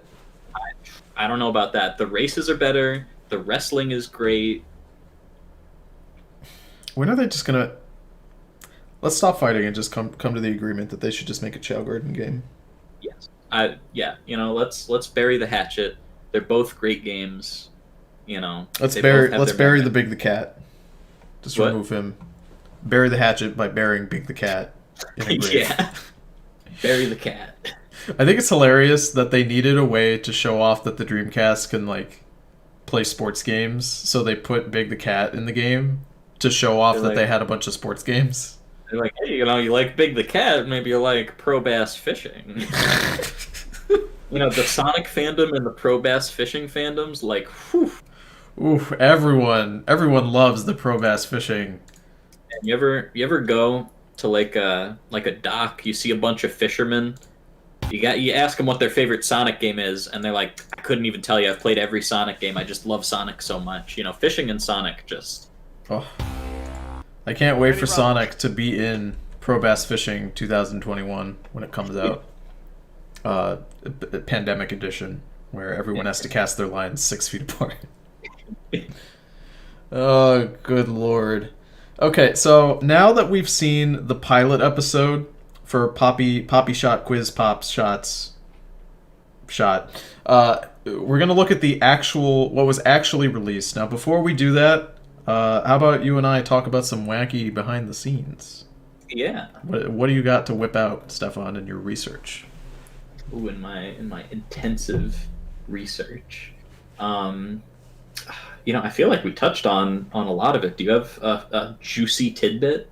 Yes, I do. So going back to that Indiegogo campaign that we took a gander at, It mentions that 40 episodes were supposed to be produced for Pop Quiz Hotshot. And you'll recall that I said only 12 of them were released. Now, I'm going to pull up the Not So Awesome document for this one, because I'm going to show you the image that or the text, this image here that I'm going to read. Hi! The email, yeah. So, people were not getting their rewards, and Channel Awesome was going to very quietly sort of sweep Pop Quiz Hotshot under the rug, and they were going to use all of that money for demo reel and to, I don't know, maybe give Doug a nice bonus for Barney, who knows. But no, that $90,000 was not just Channel Awesome's free money. That was for Indiegogo. Like, it had a very specific purpose, okay? So people started emailing Indiegogo to complain that the campaign was not being fulfilled and that it was essentially a scam. And this is one of the emails that Indiegogo sent back to a backer. I'm going to read it for you. Hi, blank. Thank you for sharing your concern with us. At this time, the campaign, Channel Awesome's New Shows and More, is under review to ensure that it adheres to our terms of use. So what happens now? We will include the information you have provided along with all other information at our disposal in our review of the campaign. In some cases, we will contact the campaign owner to have them edit their campaign and it will remain on our platform. If the project doesn't follow our rules, we may remove the campaign. We may also restrict the campaign owner's future activities on Indiegogo. To protect our users' privacy, we're unable to share the action we take. At Indiegogo, we take the trust and safety of our community very seriously, and we greatly appreciate your patience and understanding throughout this review process. To learn more about blah blah blah, here's the link. Please note that you do not need to contact us. Doing so would create a new ticket, blah blah blah. Regards, Derek. So, let me go ahead and just explain what that means. What that means is that the funds that they received from Indiegogo were not being used for what Indiegogo told them was being told it was going to be used for. In response, Indiegogo initiated an investigation into Channel Awesome. And legally, they were required to do what was called an effort.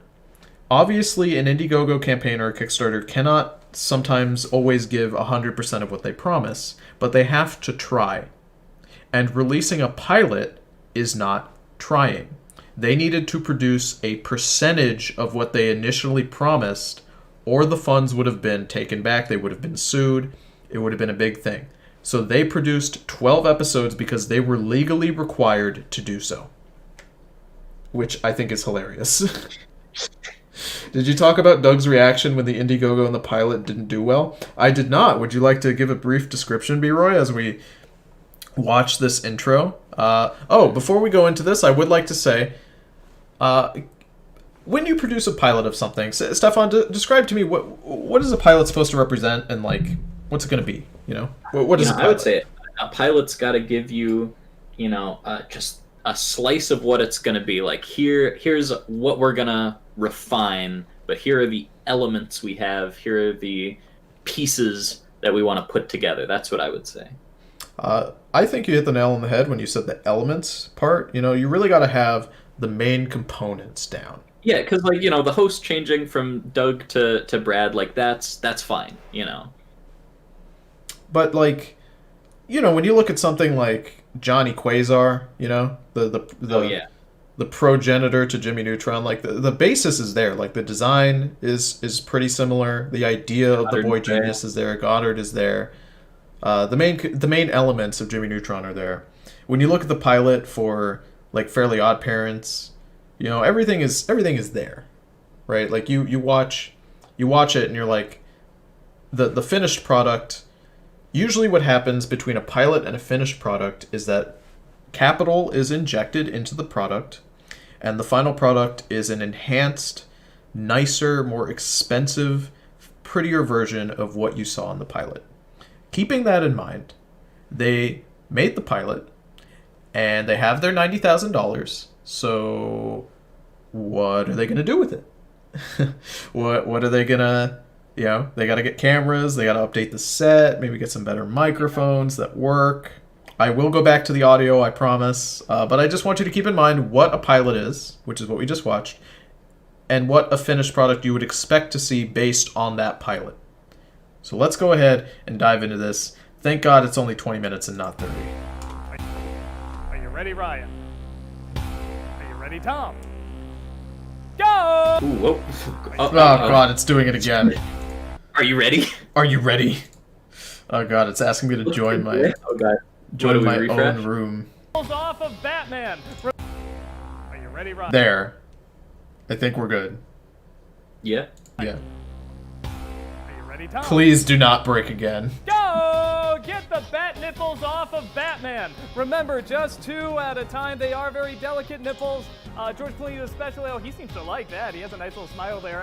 Val Kilmer, I can't tell. His acting range is kind of limited at, or just his lips are too big. I can't see any expression. Oh, hey, look at that. He actually has a blue blood. I never knew that.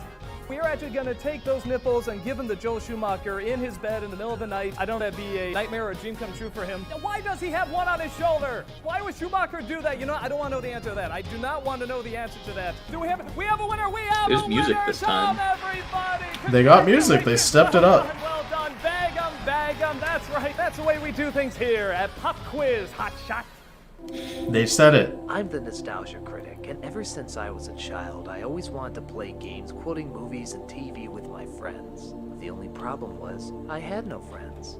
Well, Accurate up until now this that point. I have power, I can take my friends by force. With the help of my new pal, General Anesthetic, I can kidnap all the friends I want, and force them to answer questions in my Saved by the Bell style set. There will be laughs, trivia, those disturbing cartoons that give you night terrors. But most of all, there will be fun. The laughter and joy will last however long I want. Heads up, America, for this is Pop Quiz Hot Shot. The intro cinematic is the same. There you go. Yeah. Welcome, my And the friends, set is the to same. Pop Quiz Hot Shot. Yep. You are my friends, aren't you? Yes, just nod or else I'll do something terrible. I think they There changed the you go, floor. There you go. Yes, you know, I gotta say, I don't usually do this. I don't usually kidnap people and hold them against their will. But, you know, I just gotta say, ever since I was a child, well, I think nostalgia, I think happy thoughts. But when I think of childhood, this little nerve goes off because I didn't have that many friends. But you're my friends now. Yes, you are, and that just makes me so happy because this is what friends do. Please stand up. Are you a Tom guy or are you a Ryan guy? But this is what friends do. They You know, get together and they play. A little controversial, games, and but they talk, I think I'm a Tom guy. Punish Really? one another if they don't do what the Yeah. important one is saying. I know So it's just I know wanna it's say too thank you mainstream, so but I'm a very Ryan much. kind We're of just gonna guy, have you so know. much fun, You know, right? it's okay. You know, just because I'll it's take that as a mainstream yes. doesn't mean it's Ryan? bad. I mean, Ryan Upon is solid, interrogation, but I just like what Tom brings to the table. You know, he's a said little that you unique. do He's a little very wacky. Good Popeye impression. Well, I am what I am, and that's all that I am. And it also says that you Look want at that to go into Popeye impression, broadcasting. though. Do you want to go into it as Popeye? Well, I do work as an engineer for our Popeye radio broadcast we do for the Popeye Fan Club. And every year on the weekend after Labor Day, there's a 3-day Popeye Festival in Chester, Illinois, the creator's hometown. Got any Popeye And Fest boys in the we have chat? a live Rise up. Radio broadcast Please, here can at we the place, and can we I please get some broadcast Popeye in the engineer chat, for that. boys? Somewhere this got switched around because you should clearly be kidnapping me. I've never heard a Popeye fan more dedicated and scary, but good for you, man. Nicely done, nicely done. No problem. Tom, it says here that when you were born, your doctor was Dr. Pepper. Yes, and my last name is Beveridge, and no one ever, it's spelled differently, but no one ever believes that. How do you spell beverage differently? Silent See, he's a little wacky, and that's, you know, those are just the little things that make me a Tom guy. You know, I'm glad I kidnapped That's the you, thing, too, though. Is because Tom clearly you wacky kidnapping because other he's people with wacky stories or like because this. he has a But wacky nevertheless, name, you are my which is out of friends, his and control? I'm happy to have you. I hope one of you gets out of here alive, at least one. I don't But know, he's you're not just gonna Tom. figure out how to do any of that unless we Eat go your over the fucking rules. General spinach. Anesthetic, what are the rules? Each contestant is asked a series of questions involving nostalgia quotes. If the contestant does not know the answer, but can make the nostalgia critic laugh, 10 points are still given. Oh, that's Look right. out The for point spasms. system is just totally First one to fucked. hit their buzzer when they appear ends the round, while the other has to pay the penalty through round 2, where the quotes get even harder. The winner with the most points faces off against the nostalgia critic in a one-on-one match. If the contestant wins, they walk out with a cash prize, and also their lives. If they lose, the cash prize will be added to the next contestant's winnings. All right, are I you can't ready? I can't don't remember. care. Is the Here we pilot's go. amount added to this Tom, one? Which Tim Burton I don't film think featured so. the lyric, "Just because I cannot see it doesn't mean I can't believe it"? Nightmare Before Christmas? Yes, Ryan. They've got in music. Fight Club. What are the first 2 rules of Fight Club? You don't talk about Fight Club, and I don't know the second one. Really? Yeah. Really? You don't talk about Fight Club? You are gonna punch yourself in the face when you hear that. The second rule is you don't talk about Fight Club. Yeah. Nicely done. If I could deduct points from you, actually I can. Can we do a negative? No, that's too expensive. Okay, nevertheless, we will still keep going forward. Tom, finish this Wonder Years theme lyric. What would you do if I sang? Out of tune? Yes. Would you stand up and walk out? Okay. Don't need your life story. It's on my iPod. Good for you. You want a cookie? All right, I'm feeling Tom right now. Ryan, in the Avengers, I'm feeling a little what bit of Tom character right said now. We have a Hulk. Iron Man. Yes. Tom, in which Monty Python film did John Cleese shout, "I say you're the Messiah, Lord, and I should know I follow a few"? Life of Brian. Yes. That was a tough one. Ryan, finish this Kevin Spacey line. The greatest trick the devil ever pulled was... You're tearing me apart, devil! Good guess. And you know what? Give it to him, because that movie would have been so much Give better it to if they him. had Give that him the line. points. Can we talk about can we talk about the point system? Yeah, if you make that Doug, have a giggle. You have the bigger gripe with the point system. If you want to go on your point system discussion here. I mean, it's just so inconsistent. It's the thing, it doesn't matter. The thing is that eventually people understand that if they just make the same joke, Doug will laugh at it. So instead of trying to do the trivia, they just say random bullshit, hoping to make Doug laugh. And Doug will almost always say the same thing. Like, Give him half points. Well, yeah, that. But let's say finish this quote and it's Luke, I am your blank, and then they'll say something like, Luke, I'm your butt plug. What? Yeah, Doug will laugh and then he'll go, it would be really funny if that was in there. And then you give him the points. He always says the same fucking thing, and I'm glad. I think it was Ralph the Movie Maker, if you guys watch him. I think he pointed it out in his review. I've seen other reviews point it out. It's something I noticed immediately when you binge watch Pop Quiz Hot Shot, which you should never do unless you want mental brain damage like me. It's something you immediately notice. You immediately fucking notice that Doug says the same shit with the same delivery every fucking time. Yeah, it'd be really funny if that was in the movie, guys. Yeah, it'd be really good.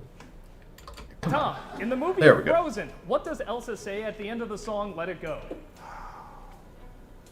The cold never bothered me anyway. I give you credit for not gouging your eyes out having to say those words. I definitely give you credit. Dude, that song's fucking Here, good. here, Fuck here you. again. Ryan, in what movie I don't can think you I've find ever the heard it line, in full. Nobody puts me Really? in a corner? I've never watched Yes. Frozen either. Tom, I mean, finish I've this never watched it, Simpsons but back and forth routine I know inside Homer's Let head. It Go. Everyone Dental knows that. Lisa needs braces. Yes, Ryan. In Tony, True what's the Lies, when stupidest thing Jamie you've ever Curtis seen on asked Arnold YouTube? Schwarzenegger Oh, if he's jeez. ever killed anyone, what was his reply? What's for breakfast? Dream Date with Chloe We're Couture. wrong. That is not it. That's It one of the was, dumbest yes, but they were fucking all things bad. I've ever seen. Tom, what Tarantino movie had the line? I don't know if it's the "All right, stupidest, but Ramblers, it let's is get quite rambled"? stupid. Reservoir Dogs. Yes, the Tarantino film that was a satire of a Tarantino film. Even before Tony, Let It Go is mediocre. Ryan, Incorrect. in Being Let It John Go Malkovich, which character by Disney said, is "I have mediocre, seen but the a covers world of that it, no you man can find should some see." good shit, my dude. Oh god, I missed what he said. What did he say? Said, "Ramblers, let's get rambling." Reservoir Dogs. Yes, the Tarantino film that was a satire of a Tarantino film, even before he became Tarantino. Ryan, in Being John Malkovich, which character said, "I have seen a world that no man should see"? Santa Christ. Oh. Why did I pick Ryan as my guy? I should have picked Tom. You know I Fuck. like you. I Yeah, dude. like you Tom because Chads. I really want to. Can I be a Tom Chad now? Wrong. In the movie Being Or am I John stuck? Malkovich, it was John Malkovich who said that answer. A movie where literally everyone becomes John Malkovich, and it's the most obvious answer in the world. But I didn't see Santa Christ coming, so I'm gonna give you the 10 points for that. Thanks, Doug. Oh, I've seen Santa Christ coming, and I'm still in therapy. Oh. I am so shocked. Give you him didn't points get for that. Give him points for that. Finish this line from the. He's Truman trying. Show. He's Good trying, morning. alright? In case I don't see you. Good night. No, good afternoon, good evening, and good night. Ryan, in what action film does Steve Buscemi say, "Define irony, a bunch of idiots dancing on a plane to a song made famous by a band that died in a plane crash"? The Wizard of Oz? The movie would have been a lot better if you... Oh, there it is. No, that was actually Take a shot, boys. Armageddon. Tom, Take a what pop movie quiz has hot the line, shot. Take the gun, leave the cannoli? Jingle All the Way. Very, very good guess. That was actually Put the Cannoli Down. No, this is Godfather. Ryan, what Jack Nicholson film featured the line, "You make me want to be a better man"? If Doug makes them laugh, does Doug get points? Bucket list? I think Doug No, actually, gets it his was dick stroked by Batman. Rob It was underneath just cut this. from the final scene and Underneath the podium. It was a totally different movie with that line. No, actually, it was as good as it gets. Tom, in American Beauty, which actor said, "Look at me, jerking off in the shower. This will be the high point of my day. It's all downhill from here." And it's been every day of his since.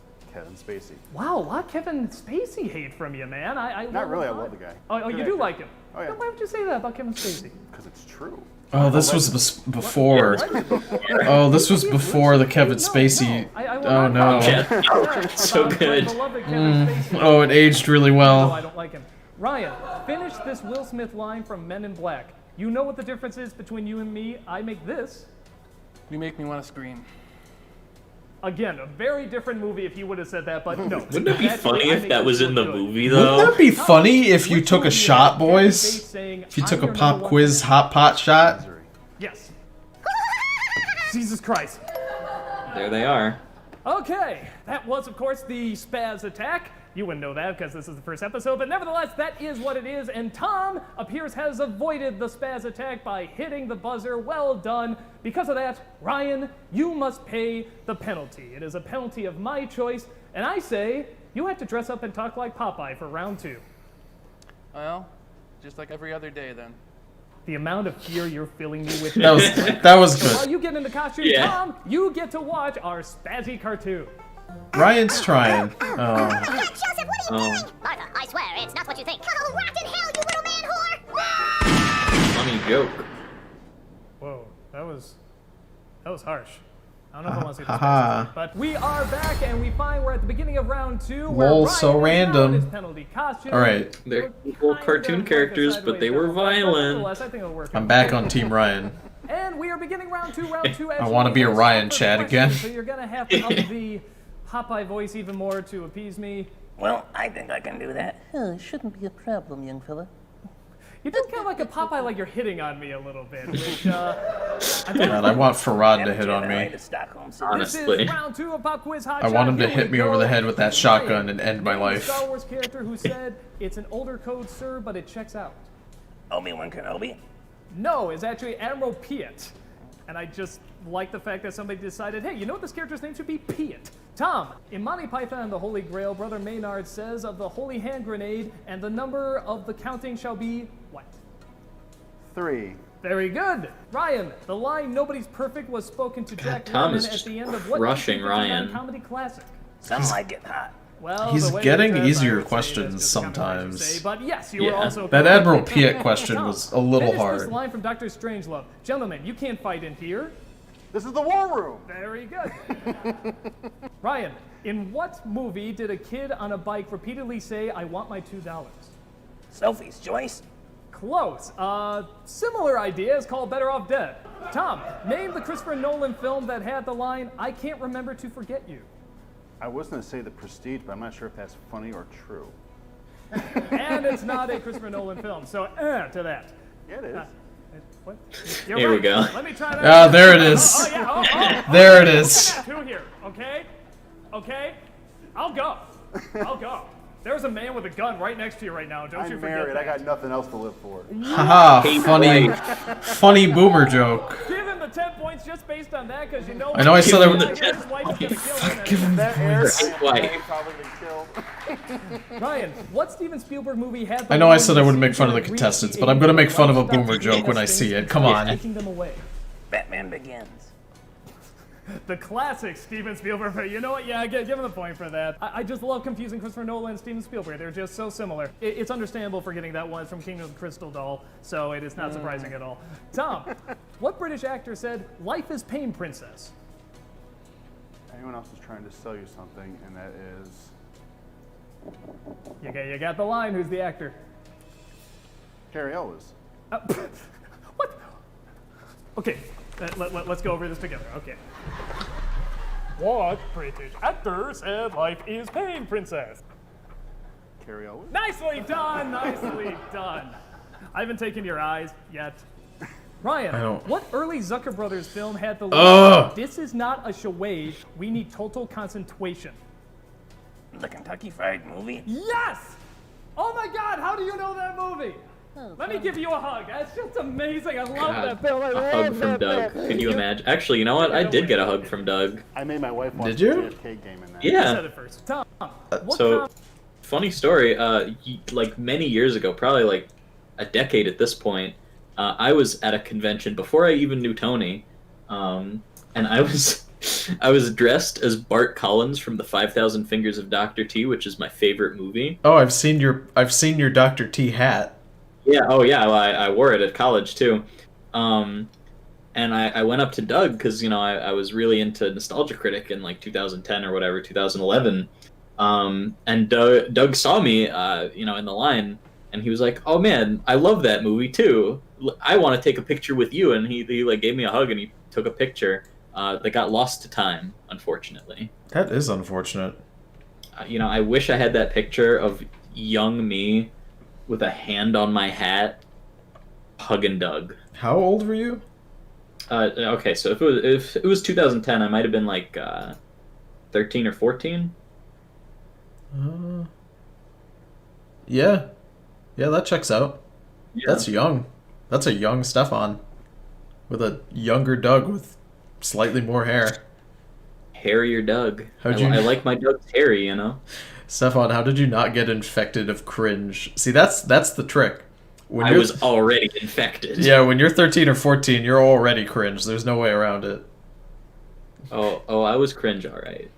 And I was everybody was cringe. It's not just you. Everybody was cringe. There's not a single person here who was 14 and not cringe. And if you don't think you were, I'm sorry. I got bad news. I got bad news for you. You were probably Omega cringe, and you are blocking it out of your memory.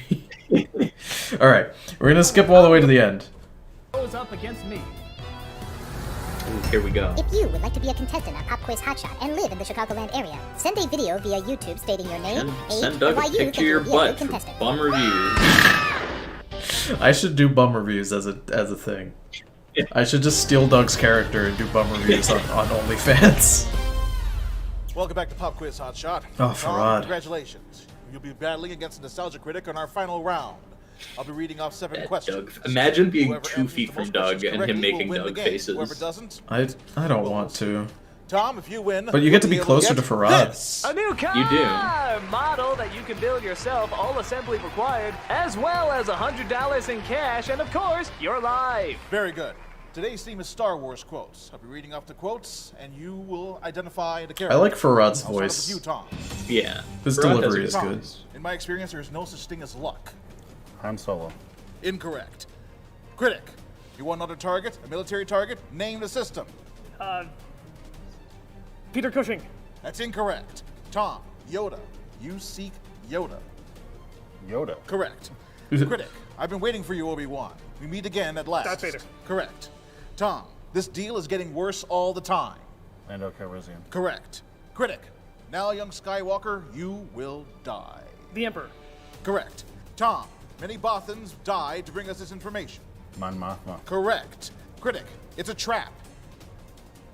Fish guy. General Akbar. No, I'm sorry, it's Admiral Akbar. Ah! Tom, You fool, Luke's on a Douglas. farmer, Owen. You Yes, sir, his father in him. absolute buffoon, Douglas Walker. Correct. Critic, would somebody get this big walking carpet out of my way? Princess Leia. Correct. Tom, it's against my programming to impersonate a deity. C-3PO. Correct. And critic, he's no good to me dead. Boba Fett. Correct. And Boba the winner Fett. is Boba Fett. Baba Booey. Tom Chad's Rise.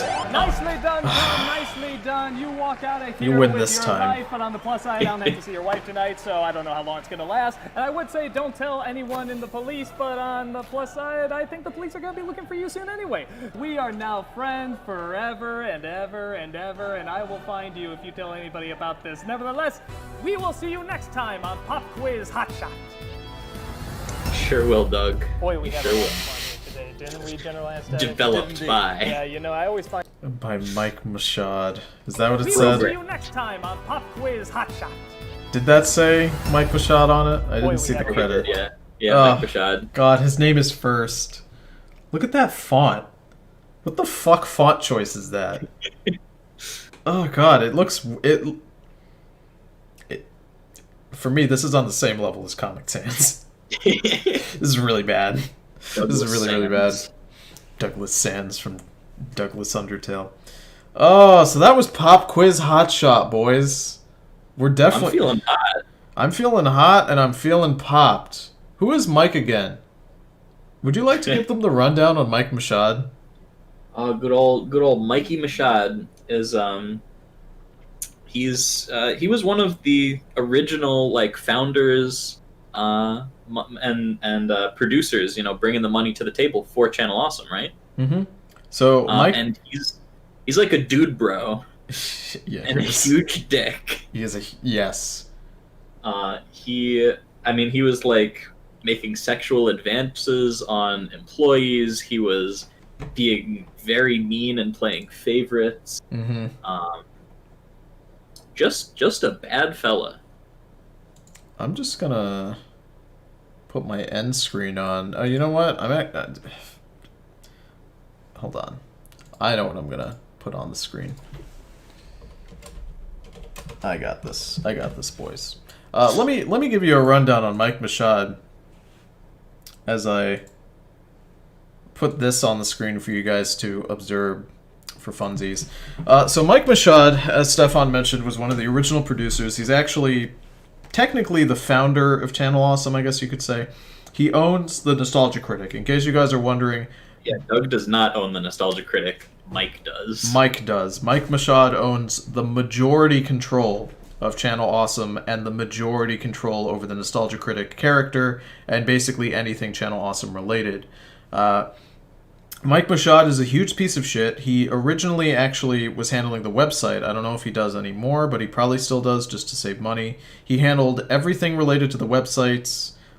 He occasionally posted YouTube videos for the viewers of Channel Awesome, actually as update videos for the website. So a few people knew who he was, but they didn't really know the extent of Mike Mashad's power. And you would... reach of Mashad. The long Mashad. You would never really fully understand that unless you worked for Channel Awesome itself, and people would talk about Mashad. If Mashad wanted something done, if he comes in and says, I want a pop quiz show, they make a pop... Pot shot. Yeah, pot shot. They make one. He's a real piece of shit. A lot of the stuff that's mentioned in the Not So Awesome document directly talks about Mike. Let's see, Mike Mashad is mentioned 26 times in the document. If I remove the Mashad part, that goes up to 66. Now, all 66 of those might not be referenced to Mike Mashad, because there were a couple Mikes who were producers at Channel Awesome, but most of these are in reference to Mike Mashad. Tons of sexual misconduct as a big complaint against him. Can you remember like the biggest case with Mike Mashad here in the documents? You combed over this. Somebody was like, we told Mike to stop doing that. He was like soliciting nudes or something from somebody. Oh god. Trying to like groom a minor or something.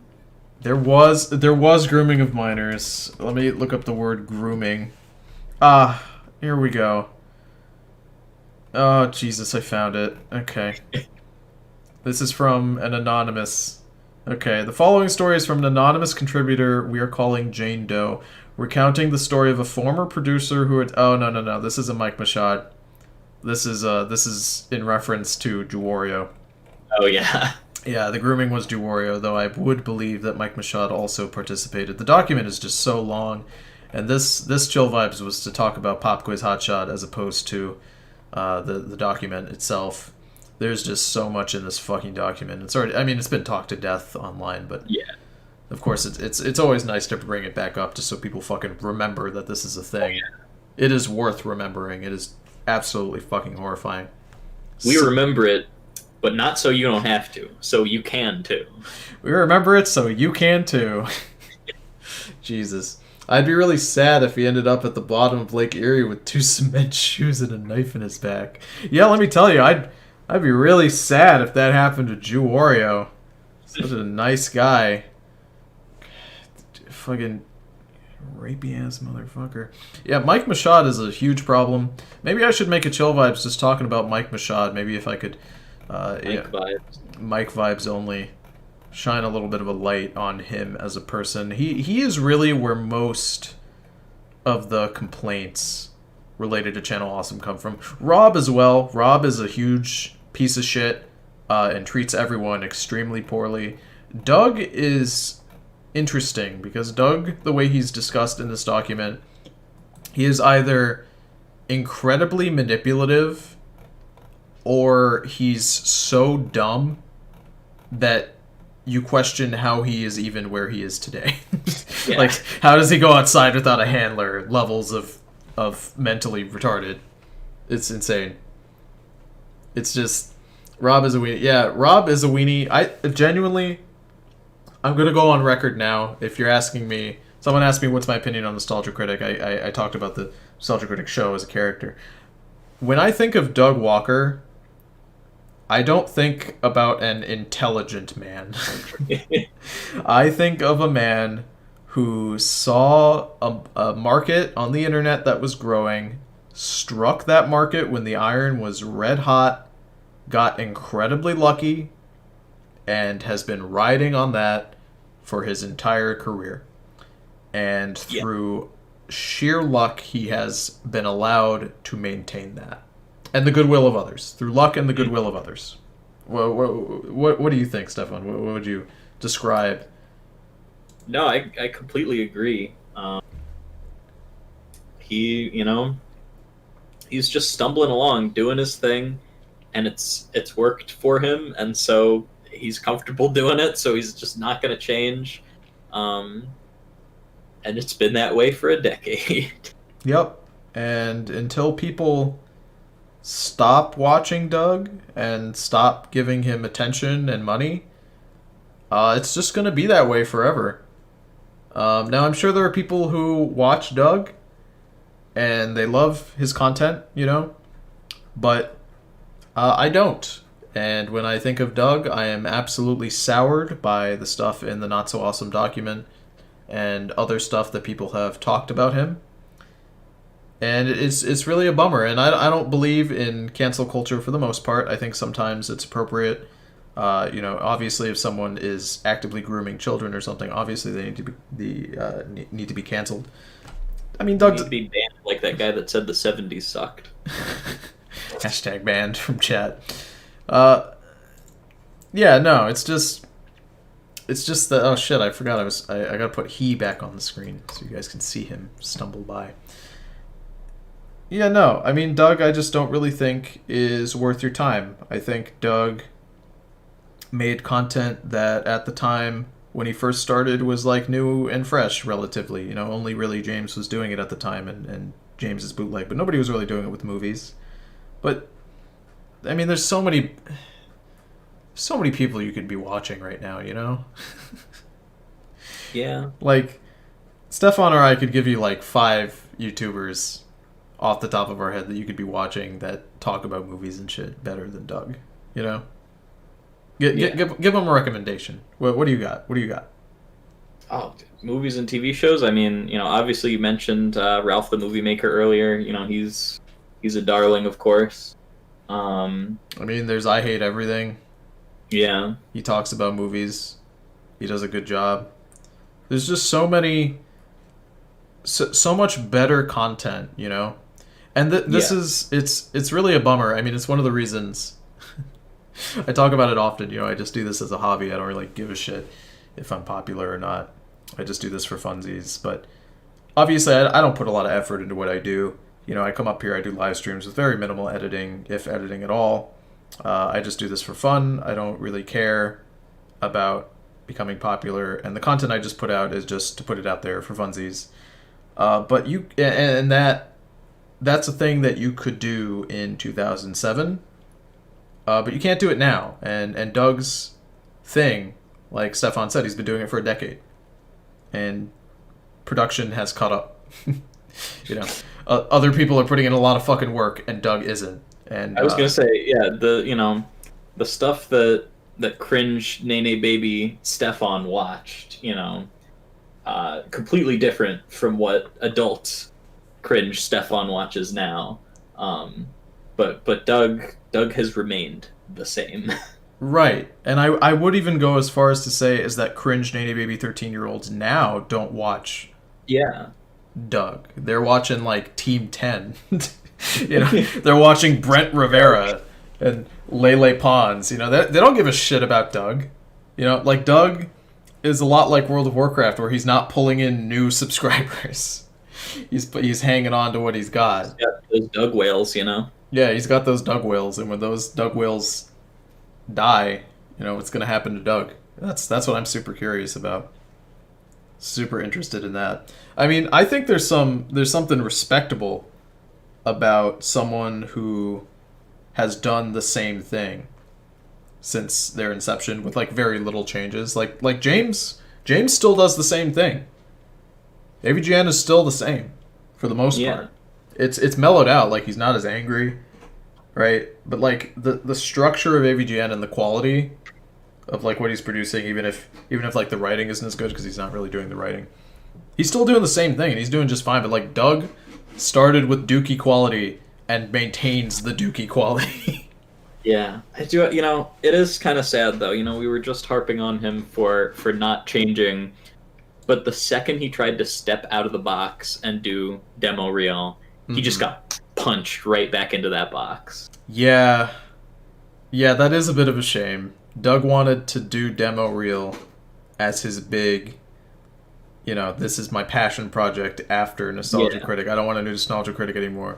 And then bam, demo reel hits, and it's so ass-numbingly horrible that no one can even bother to give it the time of day.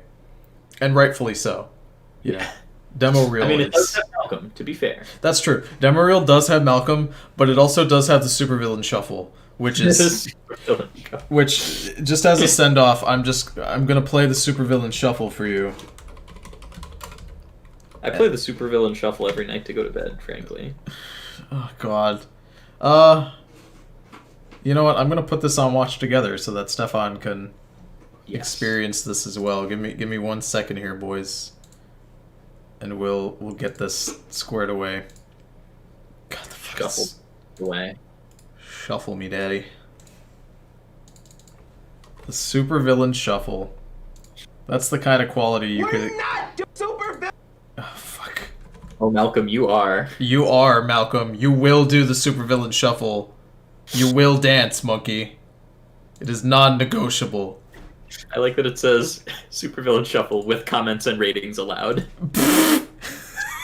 Implying the existence of an official one that does not. That's amazing. Alright, boys. Time for the Supervillain Shuffle, and then we'll be done. We're not doing the Supervillain Shuffle! I am Ra's al Ghul, and I'm here to say... We're not doing the... Fuck, that error was better than the original edit. Fuck me. Oh, man. Shit. Play it correctly, thank you. I'm here to say no inflection in your voice is A-OK. With the leak of shadows, I'll make Gotham fall. I have several identities, all of them dull. I am Harvey Dent, and my face is bent. My evil motivation makes little sense. I was a nice guy, but now I'm deranged, determining my future on the back of change. My attitude can turn on the flip of a dime. Boy, I tell you, this deal's getting worse all the time. I am Dr. Crane, totally insane, and I only have a few lines in the movie, so next. Now, this is a story all about how my frown got flipped, turned upside down, and I'd like to take a minute, don't go too far. I'm gonna tell you a little story about how I got these scars. My daddy was a drinker. My wife, she liked to gamble. My dog's a plastic surgeon. Please stop me if I ramble. My plans are so detailed, it's like I see into the future. I'm a ball-busting, bat-bashing, gangster money moocher. Word! I quit. I love that. I'm gonna end it on this, boys.